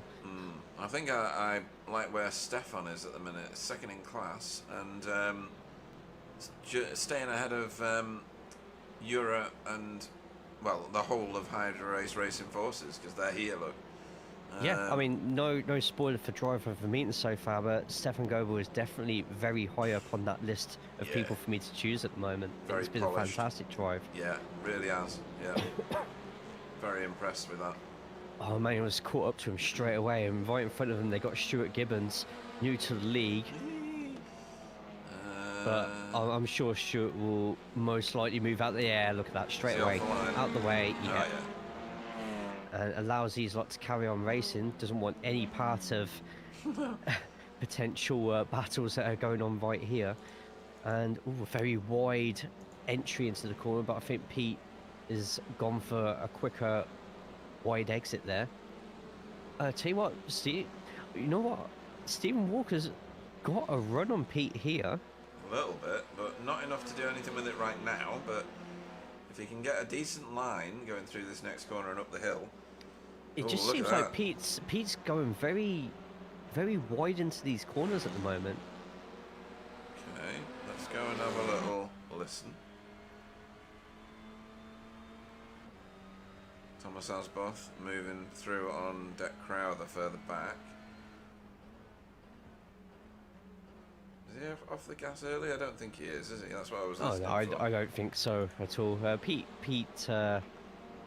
did pit a lot later than everybody else. I Yeah. did see on the timing that Stephen Walker did see. Oh, that's very close. And we could be getting a challenge for the lead there. He tucks himself back in. No surprise move here. Probably very wary with Manuel right behind how he would react. I mean, Manuel would love nothing more than to see these two going too wide into a corner right now. And Simon Trendle will love it even more. And see what Stephen's doing everything he can to make himself look bigger in Pete Newman's mirrors. Well, he is Pete Newman's mirrors right now. He's just morphed into them because he was that close. And comments in the chat saying Daniel Mills was a strong comeback after his lap 1 incident. Absolutely, yeah. climbing himself up. He is within that top 15 as predicted after all the pit stops went. So if he can try and get himself 3 seconds, he might be able to steal a top 10, which I think would be a fantastic comeback. Yeah, and he's back in his start position. So he's back in 12th. Stephen goes and a for it. dive! That's a controlled dive, that though. He's fully alongside, but he's not going to have It the is. momentum. Look at the speed that Pete has on the outside, and unfortunately for Stephen now, this is Going to get mugged, isn't he? prime for Manuel, and Manuel's going to take the outside, which isn't going to be as quick. Oh, and a switch to the inside. No, switch back to the other. Oh, and Pete goes too wide Pete's into the gone. corner. Oh, ow! Oh, nearly contact. There was contact. Why am I saying nearly? Why am I Nearly on a the wrong takeout car? just there. And they're coming up against And another back marker. But it's all about how they take Redmond Ah, and Hobbs here, And because the you back need marker is absolute wobbly. control. The back marker is Oh wobbly. no, wobbly! Don't do it, wobbly. Right, And it looks Stephen like, has got that Stephen done, has taking he? the inside. Yes, he has. But now we've got Manuel now fighting with Pete Oh. Newman. A little bit of tappage on both sides, and Pete lets Manuel go. Maybe believes that Manuel might be able to catch up to Stephen a bit quicker here. All eyes are on wobbly right now. I know, yeah. How much does he want to be centre of attention right now? Well, always. Oh, He's gone out who's the way, driving his car? and he's let the top 4 go.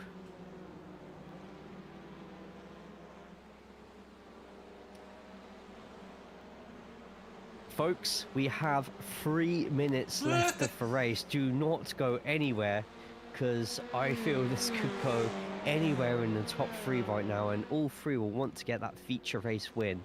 Well, Simon Trendle is now on the back of this group, so 1 second covers the first 4 cars after 37 minutes worth of racing and a pit stop. With that Audi power as well. Yeah, he'll be on that group fairly quick after the end of this straight as Darrell Wright picks up a slowdown somewhere. Yeah, at the moment, Tony Walker leading the Pro-Ams, 5th overall, and Chesney van der Broek is currently 16th overall. Yeah, in a lot of air of his own at the minute, so he's feeling safe maybe. Ooh, what happened? Why is Pete Newman so far back all of a sudden? I just saw the timing screen just jump for I Pete did. all of a sudden.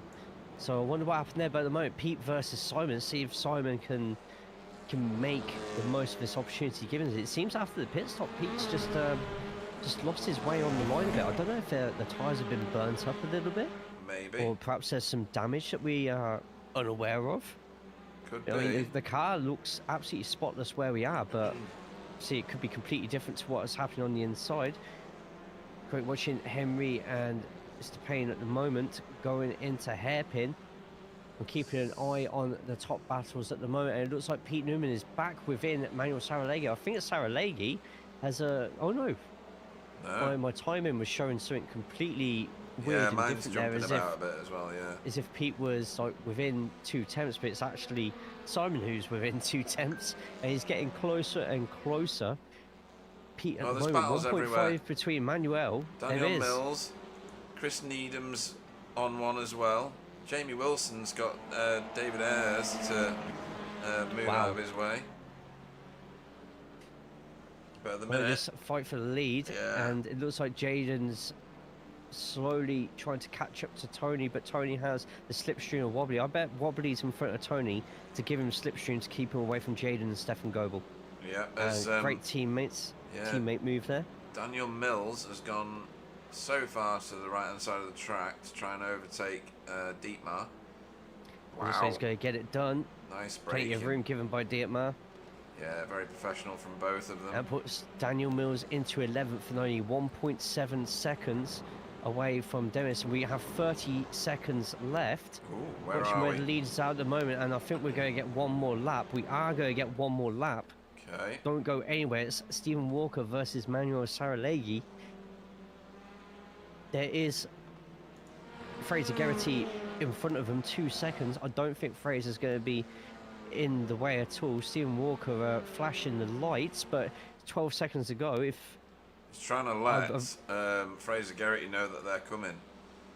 yes, very, very likely. And he has already caught 4 attempts to Fraser here, so I mean, the best place for Fraser to do it would be on the exit of 4. Yep. Keep to one side. Hopefully it is that simple for these front runners here. Behind them, Stephen it's got a not bit of quite gap as close. there. Don't know where he found that speed from, but he's pulled away to 0.4 of a second. How tight Manuel Saraleghi was in that corner just there is letting Fraser know again. Because Fraser's still in front of him by the end of this straight. That could cause some real problems for Stephen here, but it looks like they're going to Yeah, Fraser's kept well get out their of that. wish. And So- Fraser's actually going to a near stop. It's very close to being on the apex of that hairpin just there. Have a quick look at Pete and Simon, and yeah, they're still keeping within each other, but a couple more corners and it's a fight for first, it's a fight for third. And Manuel, is he going to go for a late lunge? He is nowhere near close enough, unless Stephen Walker makes any mistake here. Stephen looks like we're pulled going to out some get- gap, and I don't know where he found the speed from, but he's found it. So Yeah, it looks like Pete's got enough of a gap on Simon, but what a race. What a night this has been, Yeah, this has Pete, been as we're brilliant. going to the final corner, and Stephen Walker is going to take the feature race win at Okayama with Manuel Saraleghi in second. It looks like it's going to be Pete Newman with half a second on Simon Trendle. yeah, nicely done. Great win for Well done, Stephen there. Stephen. Look how close it is between the top 4. No. And we need to look Brilliant. back at Daniel Mills because he's got. Oh, he's not going to manage it, but he nearly got a top 10 out of that. So close. Weaving Hydra race cars over the line. Well done, boys. Who do they think they are? Yuki Tsunoda? Yeah. Great racing all the way through the field. And where did Renee Congratulations end to up? Tony Walker for getting that Pro-Am win. Got Chesney winning AMS in 16th. Yeah, I think Renee's already found his drop week. I'm not prejudging it, but he'll be scoring way better points in other races. I'm absolutely certain of that. Henry Mantle over the line here, 9 places up from his start position in his first race with Not us. bad at all. Not bad, Sometimes not just keeping it shabby. nice and clean, keeping out of trouble as much as you can. Yeah. And we've seen it from Jeff Saunders last season as well. It automatically gets you places at times. Great drive, by the way, from Andrew Littler, second place in AMS in race 2. David Ayres in third. Yeah, very good results all the way through.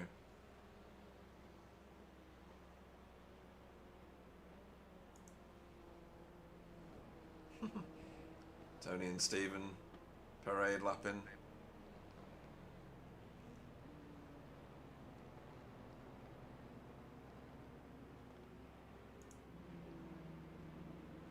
Brilliant, absolutely brilliant from everybody. Yeah, I really enjoyed watching Oh, that. we got It's someone pushing. I do believe we got a oh no.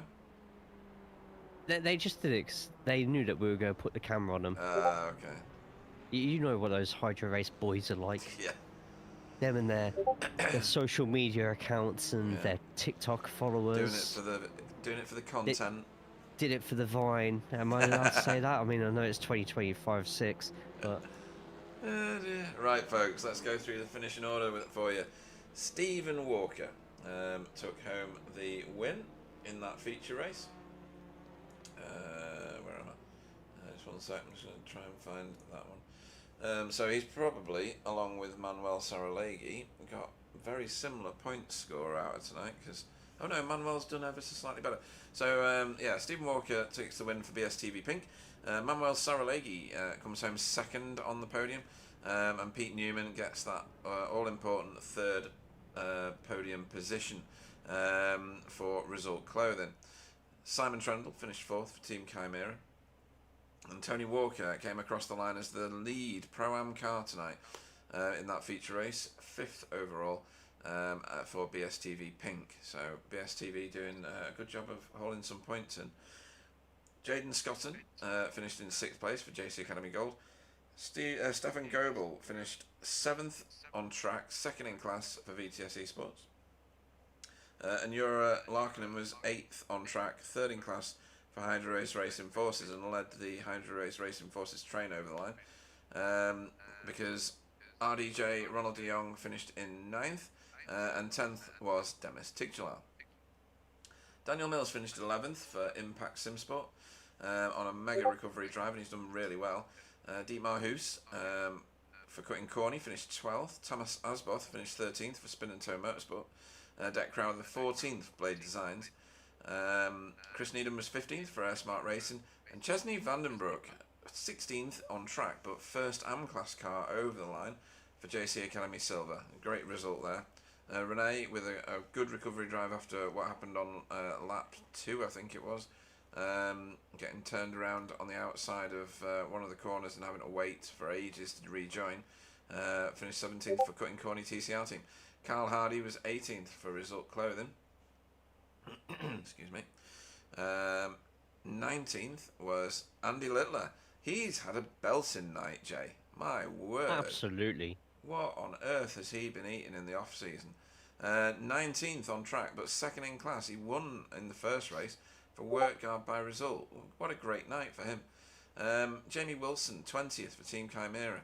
21st was David Ayres for Safeguard and leads two of his... Oh, hang on. Yeah, and David Ayres was third in class. So he leads the rest of the Safeguard train. Darryl Wright in 22nd and Ollie Payne in 23rd. Henry Mantle was 24th tonight in that race, but in the thick of the battles. Daniel Lewis 25th for Blade Designs. Chris Dixon 26th for Work Guard by Result. Sean Symes 27th in his first feature race there for Das Meatball Factory.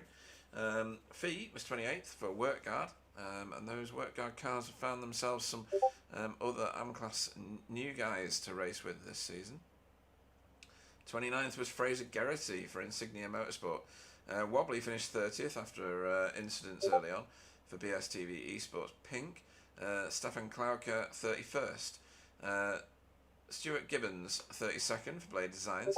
Mika Santa Helena was 33rd for Peak Motorsport. Logan McKinsey, he had issues even before the race started, and I think that was also probably the case, or real life took over for Roger Morton in that one for Result Clothing. So Jay, I feel like I've been commentating for 2 days. I'm shattered. I'm absolutely shattered.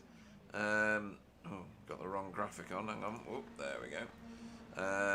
Let's go on to this camera, and I'll go to slowing the footage down. Get rid of those flashing lights from David Ayres. You can see it there. He's you know. So someone, who was it? Oh, was it? I can't remember who jumped the start in that one. Oh, was that Race in the first 2, Carl race? Hardy. Oh, was it Carl Hardy, Yeah. somebody did. First race it was Derek, I think. Second Oh, race it that's was Carl Hardy and Henry as well, I think, actually. Oh, okay. There's 2 Henry in race Mantle. 2, so... Look at those two, Jaden Scotton and Stephen Walker, going right to the wall with each other. That was close stuff, I have to say. I did see that at the time, and oh wow. Wow. Maybe we I should just tell you watch the whole what, race again in slow mo because that looks brilliant. Because they're going 4 wide just behind, nearly anyway. I'd love to, but I don't have 2 weeks. No, this is true. Very true. Very true. I'm Right. still Okay. working until Christmas Yeah. Eve, so Yeah. Most people. Oh no. Okay. Says too sniffly and sweaty for a post-race interview, but it was a hell of a night. Which one's it? Which one's that? Jaden, I think that one Oh, is. is that Jaden? Right. Okay. Sorry. Got my pit strategy wrong. Okay. You need to go through pit strategy with him then. Right, where are we? Let's get some people in for interviews. Right, let's have Mr. Where's the live booth gone? Oh, there it is. Mr. Lucky Wookie Walker, welcome to the booth. Stephen Walker. Oi, oi, Savaloy. Oi, oi. Back to winning ways in that feature race. And what did you do in the first one? Third. I think only Manuel has outscored you today, potentially. Yeah, depends how many off tracks you got, but yeah, I think so. Yeah, absolutely right. Sticking it in the positive headspace there, like what you did. So it's a big grid. You saw the top quarter of it. Quite a lot tonight. There's quite a lot of fast guys in this season, isn't there? Like Daniel Mills has come back. Logan when his PC works. Pete Newman, obviously, last time's champion. Manuel Saralegui, you've got your work cut out, I think. This one's going to be tough. Yeah, absolutely. When I joined I think either lobby or one of the practice lobbies or something, I was like, oh man, here we go.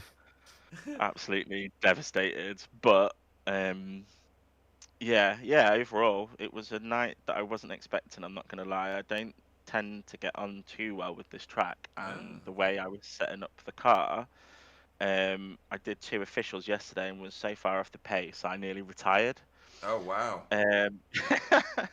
Exaggeration, No way. but I was, when you're just like, oh, okay, maybe I'm not figuring this out, and I thought I was, and then I've got to have already, before we even go any further, a massive shout out to Wobbly, who came up trumps with something just incredible, and yeah, it just found me the time basically to Right. enable me to make any form of challenge. I didn't know how it would work over the longer run of the second race, but it definitely helped. And then I would have finished 4th in that first race, basically where I qualified, if it wasn't for Danny Mills getting the slowdown. That's the only reason why I got past him. We were matching all each other to start off with, and then the front 3, they were just starting to gap because maybe I was pushing a bit more. I wasn't unsure of this new setup, and I wasn't whether the tyres had gone or whether I just got in my own head, whatever. But then he got slowed down, and luckily managed to get past him and just happened to keep him there. Okay. Because the guys in front were just like Logan and Manu were just quicker, to be fair to them. Right, okay. So yeah, finishing 3rd was, as we always say, lucky. Well, I think Daniel was very, very generous with what he did with his slowdown because he was well off the racing line and let you go sailing through. He didn't push the boundaries of it, did he? So no, he's a good egg. Our Danny. Yeah, absolutely right. And mega fast. So yeah, he's quicker than me. I remember when he first started, I just about had enough on him, and then I think he joined like an actual team, and he's quicker than me now. Like there might be a track here or there where we trade places, but I'm by no means the quickest. You've got to use all your smarts. Yeah, you do. Okayama's it is very technical. It's also really tough to actually pass anybody at any point on this track. You've got to wait for them to properly muller it. And the guys around you really weren't giving you too much, were they, other than Daniel Mills with that slowdown? That's about it. Yeah. Where do you think you won that second race? What was the defining factor for you? What tipped it? When everyone started pitting in front of me, Oh yeah. because we were obviously chatting, and I was like you said, it's difficult to overtake, so track position is key here. And I was like, oh, maybe it's a pit early and come through, but also I didn't want to get stuck in traffic further down and because it's so difficult, you can't, even with a bit of a pace advantage, it's really difficult. You have to really get a run, and you've got to do that every lap, and you're just going to lose time in between. So, Yeah. yeah, I managed to not force a few overtakes, but get a run, and then um, get past a few people. And then when I started catching a bit more, they, I think, Stefan pitted. I think it was Ronald pitted, and then I was like, I had been saving, and I managed to get my fuel to below. I would have been able to do the extra lap that Pete and Manny did, Oh yeah. but I was anxious that Simon was catching my brother, and then when I saw him pit, I was like, oh, I know you don't want to lose time behind my brother, and but then when I compared our lap times, I thought I might just be able to do it, but so I just pushed a little bit, and that cost me the ability to do the extra lap. But I really, really, really pushed the pit limits, both in Right. entering the pits and exiting the pits and traveling through the pits. Right. Um, uh, so yeah, to be fair, when I pitted, I was expecting to come out behind both of Pete and Manuel, but um, sandwiched in between them, well, not sandwiched in between, but been a filling in there sandwich in between them You were. was okay. And then yeah, it was just trying to get Pete to make a mistake, which he doesn't do very often, and he just went too deep into the hairpin at the end of the straight, and then we were side by side, and I got it, and then I managed to keep Manuel behind me. I'm not sure how, to be honest. He's quick. I don't know whether his tires had gone off, so he was stuck behind me really. But yeah, it all just kind of worked out. So, and I think that's the first time in 2, 3, maybe 4 seasons where I've done 2 whole races and got no incident points. What? You didn't get anything? Nope, Wow. I couldn't. Nice. I couldn't believe it. Yeah. Okayama. You usually get something somewhere. Daniel Right. Mills is starting a bromance with you. He says you're being generous. You're still faster than him. Absolutely not. Love racing with No him. way. Kitty, kitty. Yeah, Yeah, yeah. yeah. He's a legend, to be fair. He is, yeah. Yeah, he's absolutely a fantastic guy, fantastic racer. So fast, absolutely stunning. The fact that he recovered his car all the way back to wherever it was in that second race is testament to that. Where did he end up in the end? Daniel Mills. I'm reading the wrong finishing order. I'm reading the first one. He was 11th. Nearly got into the top 10 again. So Yeah, as soon as he was on my inside, I was hoping I wasn't going to get taken out, because I think it was I've gone and watched it back, but at the time I was like, oh my god, what's happened? Because they all kind of hit each other in front of me, and then they went sideways behind me, and I was like, oh my god, please don't tell me that I'm about to get collected. But again, luckily I managed not to. Yeah, so I saw him off at the edge of the track, so for him to finish 11th, that's pretty massive. And yeah, it just hammers home the point of how quick he is. Like we were in the IVRA last season when TCRs were still in it, and he was quicker than me in every single race. I had nothing. I was at my wit's edge. right, okay. Well, next week it might be Wits Edge. Wits Edge, is that right? Yeah. Again at Nürburgring, Bezwak. Oh, okay. But super sprint time. So Yeah, I'm excited to see how that goes. To be fair, it's a different kind of thing. When you announced that, I was like, it's a good shout. Mm-hmm. A very good shout. A So few people asked for it. To be fair, wasn't me being a genius. It was multiple people saying, "Can we not do some like triple sprints like they do in real life?" yeah. Well, you're like they say, it's emulating the touring cars, isn't it? Yeah, So yeah, um, yeah, it'll be interesting. I definitely feel like there might be a bit more aggression, but um, it should be fine. I don't see it necessarily being an issue, not with and it's a these. good track. Yeah, It's a good track to start it on as well. yeah, good open. Layout. Yeah. It's gonna be good, that one. Yeah. Okay. Yeah. Anybody you want to shout out to, blame your good luck on before we let you go? Yeah, obviously you guys are putting on another season, number 23, still going. I think I've been here since season 4, 5. I think Something like 5 that, was yeah. my first full one. Yeah, Spectre Um, 6 landed, didn't they, in that season? Yeah, exactly. So yeah, thanks for still being there, putting on the show and broadcasting it and turning up each week. So we all really appreciate that. Massive shout out to Wobbly, a teammate who was very supportive in both car and on track, despite cut that his bit out, issues. of course, when we actually put this out into the real world.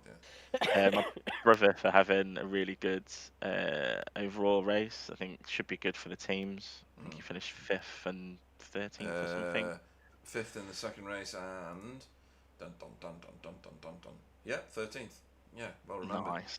Thank Nice. you. Good points. Yeah, just everyone else on track for like Danny and Manu and Logan. I'm sad that his connection or whatever happened to him in that second race because he would have been right there. He's much quicker than me. No problem admitting that. So yeah, it would have been fun. So hopefully we'll see how it goes the next couple of weeks and try and get some consistency. But yeah, no, thanks again to you guys and everyone really for turning up. 33, 34 cars on the first race. It's pretty good. 35. 35, yeah, Yeah. even better. Brilliant. Yeah, awesome Fantastic. stuff. Well, in that case, we'll look forward to seeing you in the triple sprint at Nürburgring next Tuesday. Don't forget, it's Tuesday because Tuesday. somebody put Christmas Eve on the Wednesday. Rude. Shocking behaviour. Yeah. We will see you this time before you've emptied your stocking next week at Nürburgring. Stephen Lucky Wookie Walker. Cheers, guys. Thank you. Cool. Pressed all the right buttons there as well, isn't that? I don't know why I was laughing as if it was my fault. What? So, What do you mean? for putting Christmas where it was. Sorry, all. Sorry. Not sorry. Right, let's go and bring in, for your interview pleasure, Chesney Vandenbroek, because he's had a very good night, hasn't he, in that second race. It's only fair that you should torture your own racer. So, Chesney Vandenbroek, welcome to the booth, and over to you, Jake Corley. Yeah, sure thing, Chesney. Well, first race didn't quite go your way. Explain to us exactly what happened. Back racing, that happened. Too wide and to do that happen is not really the best decision, and yeah, just happened. Like I pitted Chris Needham, and then I caused some kind of roadblock, but no harm, no foul. Racing incident. Yeah, it looked a little bit tight. It is the slowest part of the course, ideally, and then you got another hairpin straight afterwards. But no, fair play to yourself for going to the pits, getting the car repaired, and then going straight back onto the circuit again, because you did end up getting back up a couple more places, taking advantage of other incidents and finishing 25th. Second race was fantastic for yourself. A much better run than race one, going all the way up to 16th and winning the AMS for the feature race. So explain to us your plans for race two. What was going through your head at the start of the race? Continue what I was doing after the pit actually from race one. I think I got 5 or 6 places at first race, so I was just focusing on my braking, so not engaging the ABS that much, and on my throttle in the corners actually. That's what got me the most time and got me the pace that I had. And also there's some little events during week 13 that some random guy does, and that helped me too, of course. Fantastic. No, very good finish to that one. And if we still might have a couple of drivers to shuffle about with the classes. Those who are watching now, don't take what you see as absolute gospel when it comes to who's in pro, who's in pro-am, and who's in am. If you happen to stay in am, Chesney, is surely this season your aim has to be championship, right? 6 round wins and of course a championship. Then I need to win it. It was so close last season.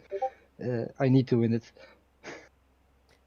Oh, fantastic. Next up, we have the Nürburgring Grand Prix Strecke at the BES WC, I think it is, which that's the one with the final chicane. I think it's a little bit more open, but we're also debuting the super sprints, so 3 races of 20 minutes.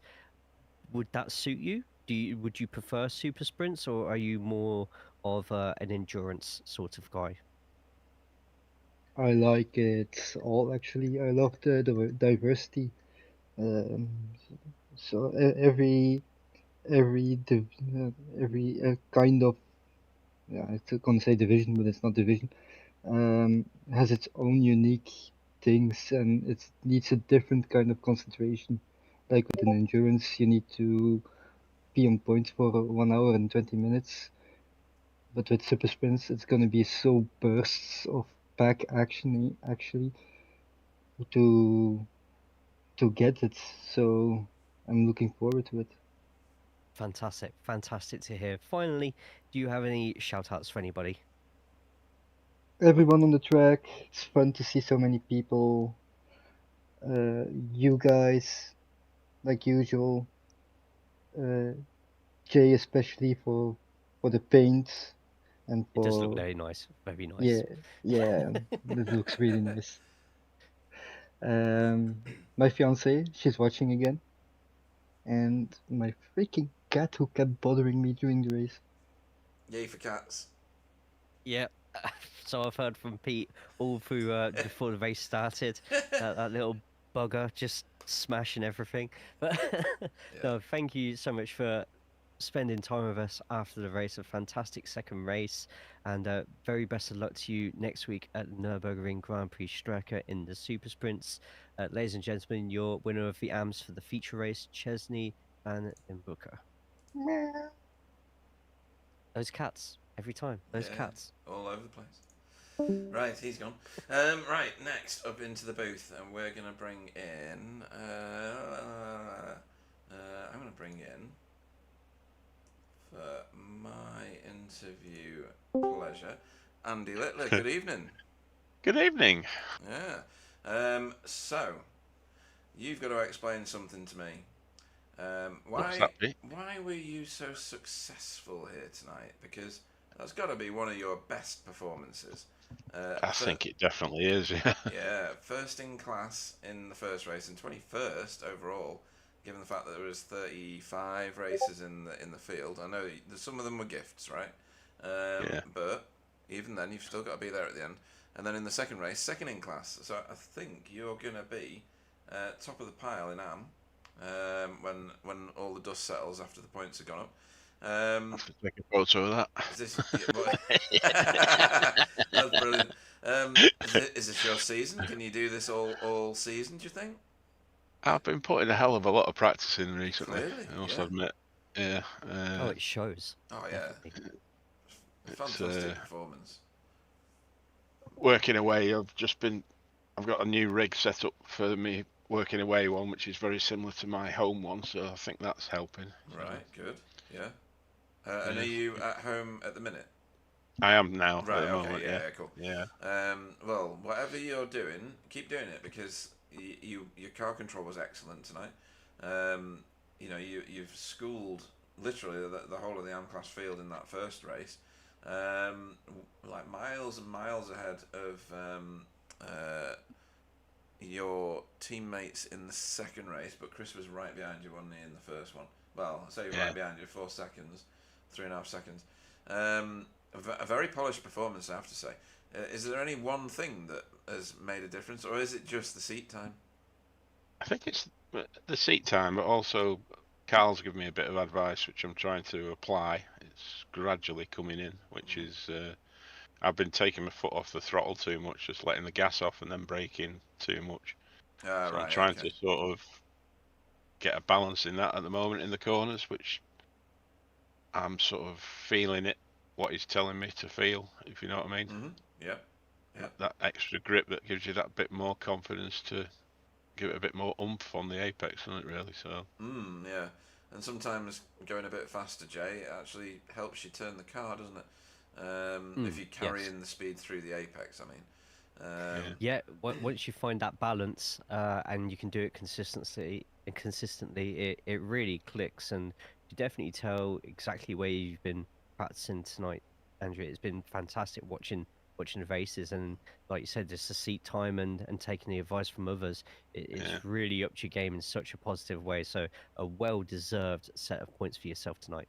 Yeah, thank you. I mean, that's the great thing about this league, isn't it? It's the community all wants everybody to do better all the time, and it's just I try and explain to some of my. I mean, I've been quite a, shall we say, a very competitive and successful sportsman in cricket and squash, Right. games like that, and try and explain to people what the camaraderie and the spirit's like in this is.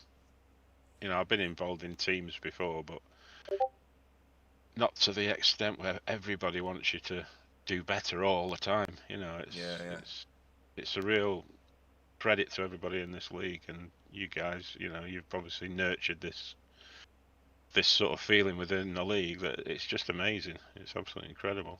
Well, thank you, because that's really it's rewarding to hear that, because it is something that we promote. We promote the drivers to talk to one another and communicate effectively, and when things don't go right, get in a lobby, have a talk about it, get each other's perspectives, because it's not always the way you see things, and get everybody sharing what they know. You look at what happens in the officials with the guys from this league, and they're always at the top of the standings. It definitely does something. So very happy. I think without pre-scripting it too much, I think you're going to be my driver of the meeting based on tonight's performances. That was very polished and very, very consistent. When you go to Nürburgring, how are you going to fare there, do you think? Which one is it? Is it the Bezwek. one with the nice chicane or the? I think it is the it nicer is, chicane off yeah. the top of my head, the more flowy one. Yeah, I quite like that track actually. It's okay. in fact that's where I did my first race with you guys. Is it really? Wow. Oh wow. Yeah. Good grief! How do you remember that? Yeah. It's been That was some when years. we just had the that's when they had the Audi.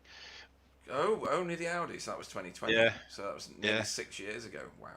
Yeah. Good grief. Oh, dear. Well, it's nostalgia all the way then. Anybody you want to shout out to before we let you go and start your practice, because it obviously benefits you to do it, for Nürburgring? Yeah, it's just repeat what I said before. You guys, for putting everything on and everything you do. Everybody that gives us help, all the guys at the result. Special big shout out to Alan. He's just sent me a message which nearly had me in tears. So He's good at that, isn't he? Oh, he's good. He's a lovely man. Lovely man. Yeah, absolutely. Yeah, go on, Alan. Make him cry. Make him cry. He's done it many times, believe me. Yeah. Brilliant stuff. In that case, we look forward and with relish to you racing, hopefully in the same sort of panache this time next Tuesday. Don't forget. Yes, Tuesday. Yes. Yeah, at Nürburgring. Andy Littler, everybody. Good night, folks. Thank you. Brilliant stuff. Right, next up we will bring in. Do you want to interview Jamie Wilson, because he had a bit of a rough and tumble night, didn't he, in certain points? Let's get him in. Is he in? Yeah, he's in. Welcome to the booth, Jamie Wilson, and Jay. Hello. It's over to you. Thank you very much, Peter. First of all, absolutely fantastic paint. You'll have to tell us all exactly what every single word on that car says. But It says exactly the same as it is in English. It's literally just Google Translate transliteration. So basically, don't get a tattoo of it because you don't know what it really actually says. Oh, on it probably says Does like not wheelbarrow translate. universe something. Yeah. Does not Three translate it into testicles, Japanese. unicorn. Like, first race wasn't it looked like a pretty tough qualifying session for yourself. With the heights that you reached last season, race 1 starting in 19th, copper replacer. Was that just getting used to the track, getting used to new competitors, or is maybe the Audi not quite as good here as it can be on other tracks? Yeah, it's the latter. I think this track particularly exposes all the weak points of the Audi. It doesn't have long enough straight to take advantage of that advantage, and it's just all the stuff that's between gears and all that. I mean, that's the common thing with the Audi. Sometimes you just get a track it just doesn't line up very well with the gearbox. But it's just Simon and I both struggled here, just getting the car to do what we want it to do, which is not really an issue I have often in this car recently. It's just this particular track just exacerbates all of the little niggles of the Audi in particular. So it was more of a kind of damage limitation kind of exercise, really. Yeah, that's fair. I did notice not just with your Audi, a couple of others. You'd think with at least a back straight, you'd be able to get a really good run out of there. But of course, it starts on a corner, it's slightly uphill, and there's a lot of traffic on the way, which you're suddenly finding yourself, rather than racing, you're playing automotive chess. But second race, it was kind of a little bit more of the same. Down into 20th, but there was an incident at the beginning. I believe it was your car that was involved with the Daniels, wasn't it? Yeah, Daniel What happened Mills. there? I think Pete Newman and Daniel Mills had a bit of side to side contact in front of me. I was like a row back from this, and I think Daniel had like a tank slapper basically. And as he managed to bring the front around to save it, he still had a bit of lock in it, and it just clattered into my. And it was on the inside, and I was stuck there, and I had to just swerve to avoid him. So I ended up on his left, but then as his car kind of snapped back, it snapped into my right rear. Oh no. And it was a cascade. It was very similar to the Jerez incident last season with Carl and a few others, where it was just like a chain. It was like chain lightning or something. It was like transmitted through a few cars, and sadly, me and Daniel Lewis just got completely just killed. Basically, we had nowhere to go, nothing to do about it. So from there on, to be honest, I kind of checked out at that point. I was just getting round to the end. That's fair enough. I mean, watch it as a neutral. Watching those crashes are absolutely fantastic to see. Brilliant entertainment. But as expected, when you're unfortunately in the middle of that crash, we don't really think of the drivers and how they're probably feeling with half their car flying off in a different direction and somebody else going through their own windscreen next to them. It's yeah. We're not quite crash test dummies, but yeah. I mean, sometimes it probably feels like on the force feedback on the wheel, but Yeah, that's true. But to be fair, you then do get the excitement of trying to get back to the pits when the car's trying to kill you for 3/4 of a lap. That could be quite fun actually sometimes. But yeah, no, it was one of those things where it was no one's fault. It was just a bad place, wrong place, wrong time for me and Dan Lewis. So yes, we can't really be upset about it. It's just one of those things that will balance itself out over the course of a season. So yeah, it was a bit of a shame, but at the end, because obviously I pitted, just topped the tank up, and then had a shorter pit stop later on, but of course I had to pit twice. I came out, I think, behind a group of 5 AM cars. So wow. I unchecked out at that point and managed to get through a few of them. So I had a little fun little rally at the end.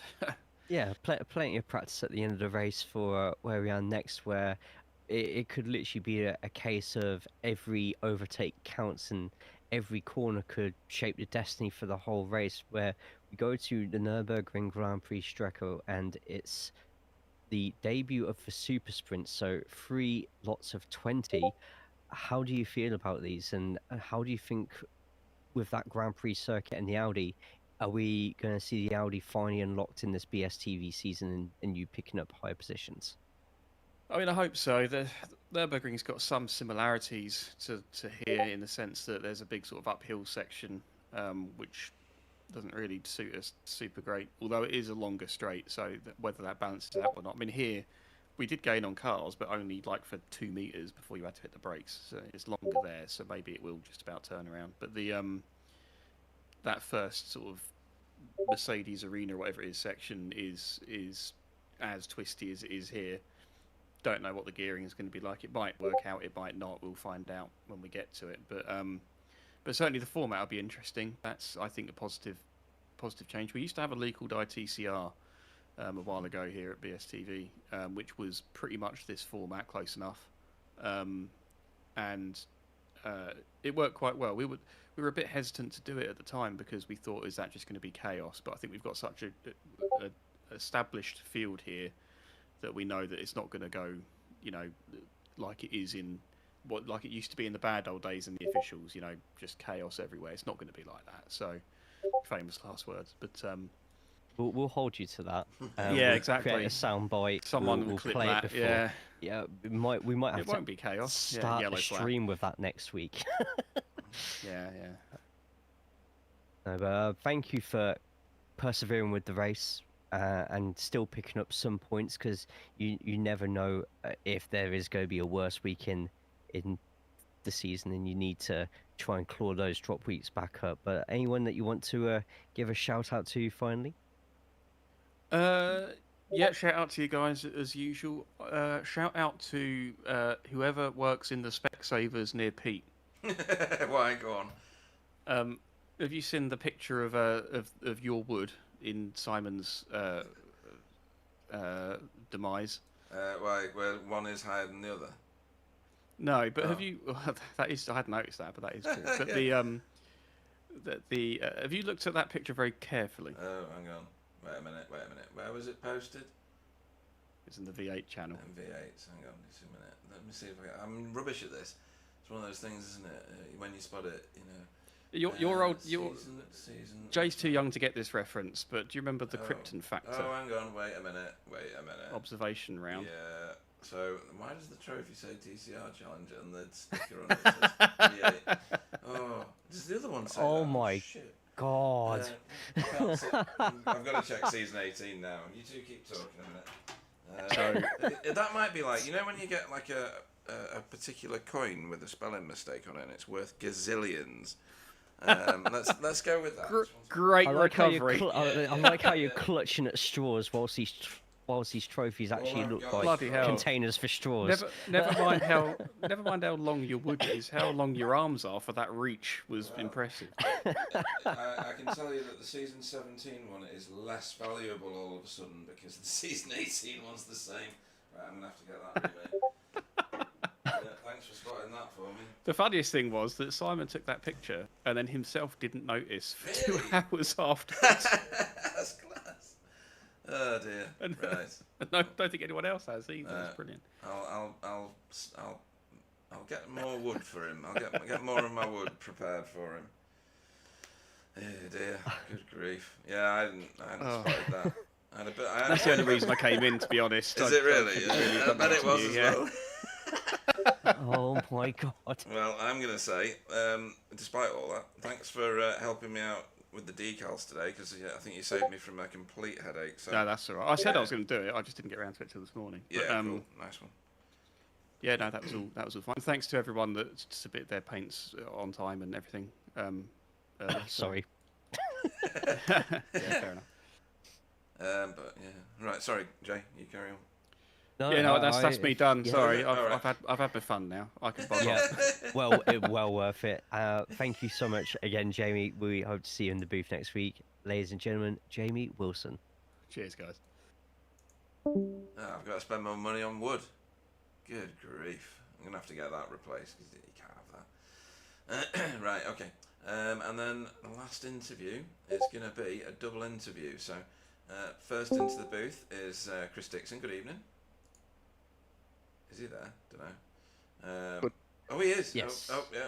There are signs of life. Signs of life. And second into the booth is going to be Fiona Siddons. Good evening. Konnichiwa. Konnichiwa. Yeah. Very good. Yeah. Hi, gozaimasu. There you go. Do you know what that means? Arigato. No. Oh, very good. Very good, Jay. Very good, Jay. Yeah. Hi, gozaimasu means good day. Okay. Nice. Isn't that nice? Anyway, did you actually see that tumbleweed go straight through the interview room? That's brilliant, wasn't it? It's out. I've just got it out. Have you? Right, nice one. Yeah, cool. It was getting a bit spiky. So, yeah, that's pretty. Right, where did you? Oh, crikey, what have I done? Oh, I've just ruined my screen. There we go. Go back. There we are. Right, okay. So, Chris, you did well in that first race, didn't you? Second in class, 4 seconds behind Andy Littler. You were dicing with Ollie Payne for quite a long time in that one.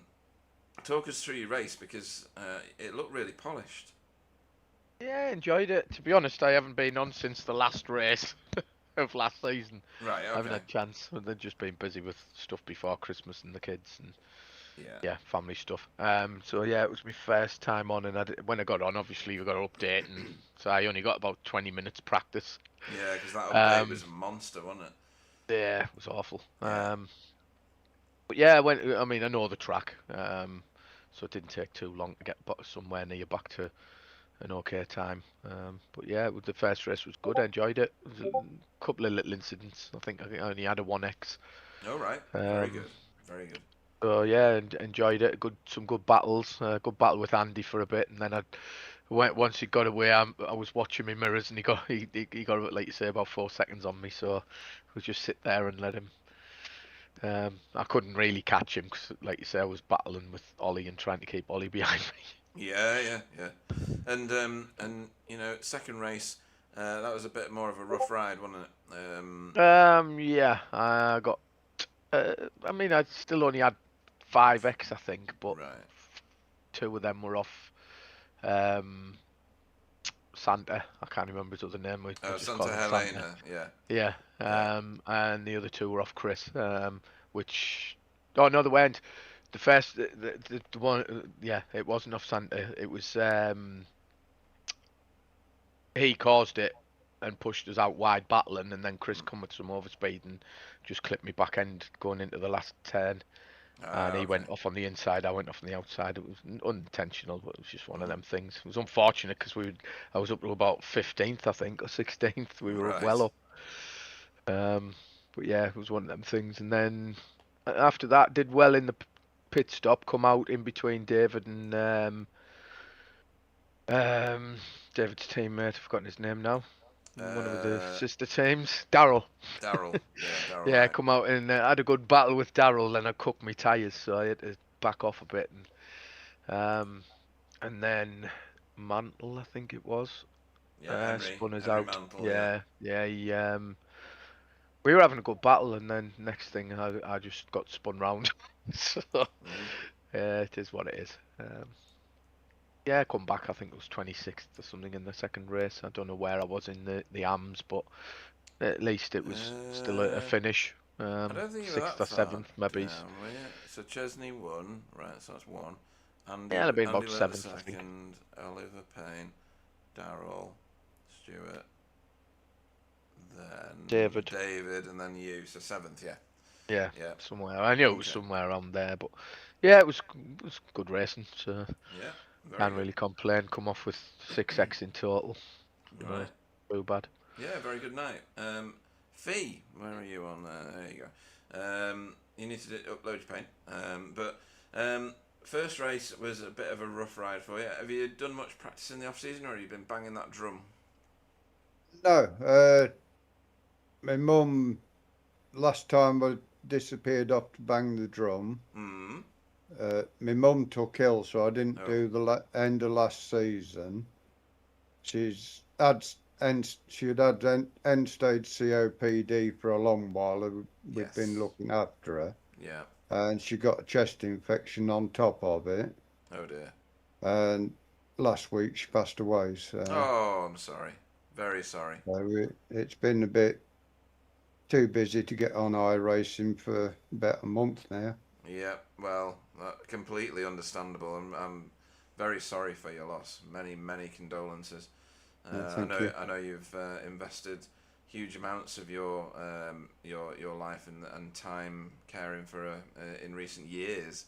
This isn't a recent thing, is it? This is something that's, it isn't. No. That you've been dedicated to for a long time. So my heart goes out to you. It honestly does. So yeah, we'll. At least she's not suffering anymore. That's. Yeah, very true. Very true. And what age was she? She was 91. Good grief. That is some age. Yeah, good effort. Yeah. So yeah, we'll remember her, even though I never met her, with fondness, because she features in our BSTV world as well. Many mentions along the way. So tonight, I mean, consistency in the racing. If we move to the racing. You got 31st in the first race and a 29th in the second. There's some there's quite a few new AM-class drivers in there to give you something to think about, isn't there, Fee? It was. I had some good battles with them as well. It was good fun. I have to say it's fitting this time of year to have Santa in the series with us. Yeah, Mika Santa Helena. Yeah, he didn't bring many presents along the way, though, did he? No, he took me bumper and things yeah, like yeah, that. Yeah, he needs to tell Rudolph to slow down a little bit. yeah. That's a reindeer. Oh, we're gonna do this, aren't we, Jay? This is gonna be a reindeer-powered car for Mika Santa Helena. It's a three reindeer power car. But yeah, it's you've got some good competition this time. Yeah. It's like I say, I've been out the sim for a month, and I didn't do a lot of practice Monday night when Carlos did because I'd still getting over the flu now, but I'd got horrible sore throat and everything Monday, and so I did a few laps then, and so I was a bit slow round here tonight. Well, hopefully with a little more seat time, if that's possible, depending on what else you've got going on outside of sim racing, then you know the performance will follow it because you've had some really good races with us in recent seasons. So that there's no reason why that shouldn't return. And you know, given the current circumstances, it's entirely understandable why you're a bit off your normal pace. You know, hopefully it wasn't. You didn't generate too many incidents along the route, and you know you can maybe chalk this one up to one of your drop weeks. But we're going to go for a super sprint not this time, next week, Tuesday next week. Don't forget. I've said it a few times to a few races just so nobody turns up on the Wednesday and goes, "Why is my screen blank? Why is it not there?" But yeah, it's going to be a super sprint. You two were both part of ITCR, weren't you? No. I wasn't. No. Oh, I thought you were. Okay, got that very wrong. That was embarrassing, wasn't it, Jay? Should we cut that out of the broadcast later? There's a lot of cutting going on right now. I know it's going to be like a 1 minute broadcast. But yeah, it's the same format we used for ITCR, as Jamie Wilson reminded me a bit earlier. We used to run that on a Sunday. Of course you weren't with it because you used to drive MX5s, didn't you? Okay. Yeah. That makes sense now. I'll just cut the embarrassing bit out there. But yes, triple sprint next week should see you be able to gun it to the finish line on 3 occasions. Are you looking forward to that, Fee? Yeah. When I was in British sim races, every week was 3 20-minute races, so it's something I'm used to. Yeah, similar. Yeah, remember that was good. So it should be good change to the format. Yeah. How are you doing the grid for that? How are we doing the grid? Yeah, I obviously qualified for the first one, but yeah, race finishing position for race 2, and a reverse top 15 for the final one. Same as BTCC then. I should do a full reverse. Full reverse. I wish. Yeah, Oh my god. That would be class. We used to do that, you know. Well, we used to do a random reverse grid, but it meant that all the racers had to leave the session and start a brand new session that we created in the moment, and it was utter chaos behind the scenes. The amount of times that we launched like 3 or 4 sessions because we kept getting the order wrong and things like that. Yeah, it's just not worth it. So this time it's a static 15. You know, in the future, I know that there's guys with ideas about how we can make it a random one at the end, because you know it's too easy to position your car in position 15 for some of these races and get an advantage. So not that happens very much in this league, but it has happened in others. In V8s it used to happen a little bit as well. So you know it may change over time, and we're going to look at all the options as we move forward. But anybody you wanna thank before we let you go? We'll start with Chris because you were the first one into the booth. Yeah, just the general yourselves and for putting the show on, everyone for turning up and racing. It's always great, especially the amount we had tonight as well. It was quite a few, and like you say, there's a load more to still join or still come and join us.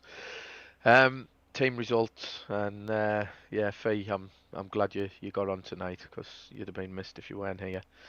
So it must have been difficult, but yeah, we're all here for you. You know that. Yeah. Absolutely.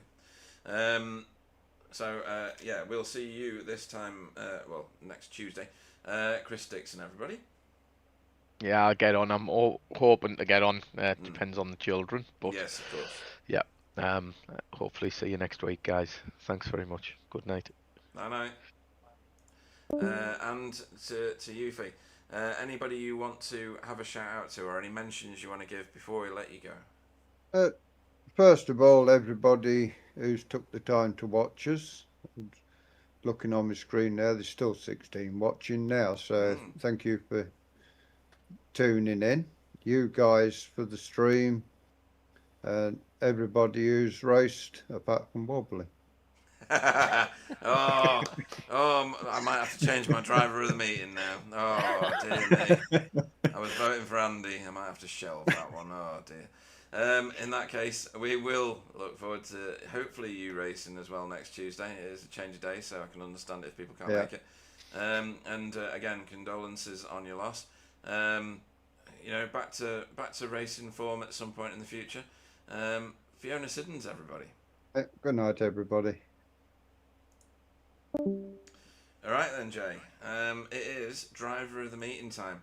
I've already shown my hand, and I'll be just trying to find the website. Where the hell's the website there?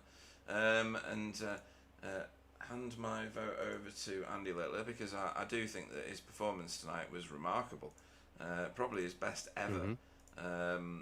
And you know, he didn't even get that many incident points along the route either. I mean, that's really good. So where is he? Absolutely. Where's Andrew? He's usually at the top. He is at the top. There we go.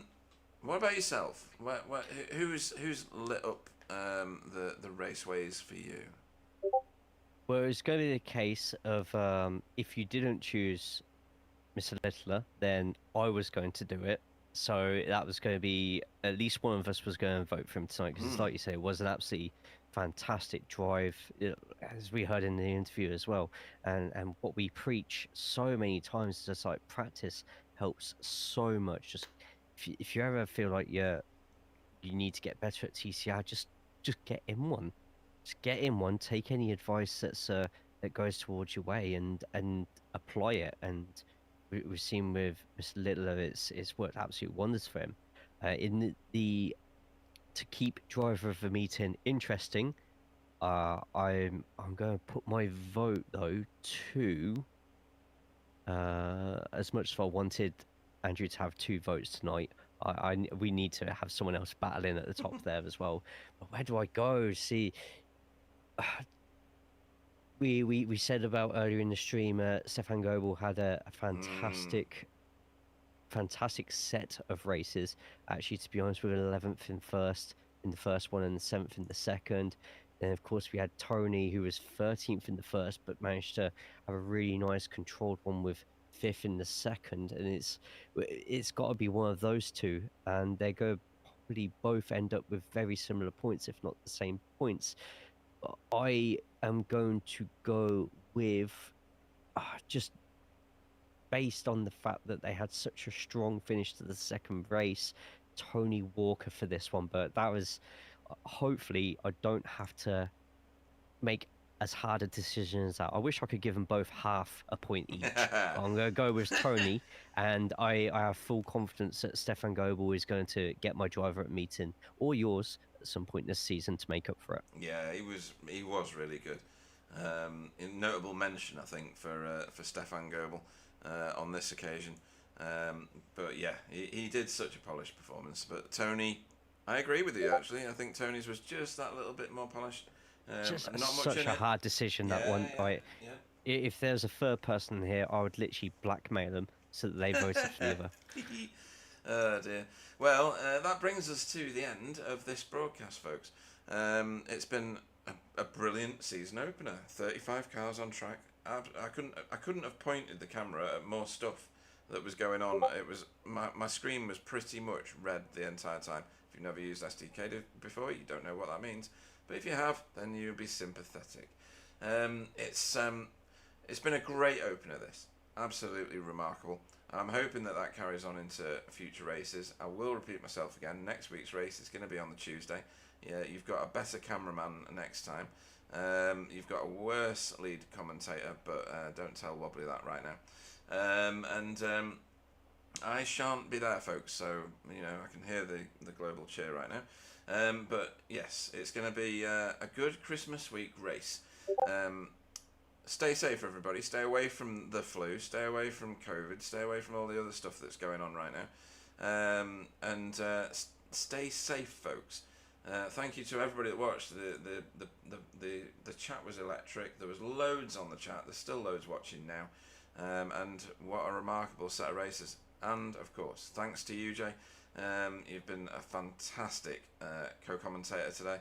A bit of a different job for you next week, but I'm sure you'll ace it. Night, folks. I'll hand you over to Jay. Thank you very much, Pete. And to say I'm nervous about next week is probably understatement of the year, as we take a first-class plane, because it's in my contract, from Japan all the way over to Germany, the Nürburgring Grand Prix Strecke, probably my favorite Grand Prix circuit. After Interlagos, of course, because let's face it, Interlagos is Interlagos, and we debut our super sprint format. 3 races, 20 minutes, reverse 15 on the final 20-minute race. I promise you, you do not want to miss it. Thumbs up this broadcast, subscribe to the channel, check out all the links that you're going to see in the video description below as well. And even if you feel up for it, sign up for the league as well. We're always welcoming new drivers, and maybe we'll even be able to get you in the booth for a post-race interview. Next week's stream is either going to be the best technical stream you've ever seen in your lives, or it's going to be like the first 15 minutes of this one. You're going to have to come check it out for yourself. Thank you all. Take care of yourselves, but most importantly, please make sure you take care of each other. Welcome to season 23.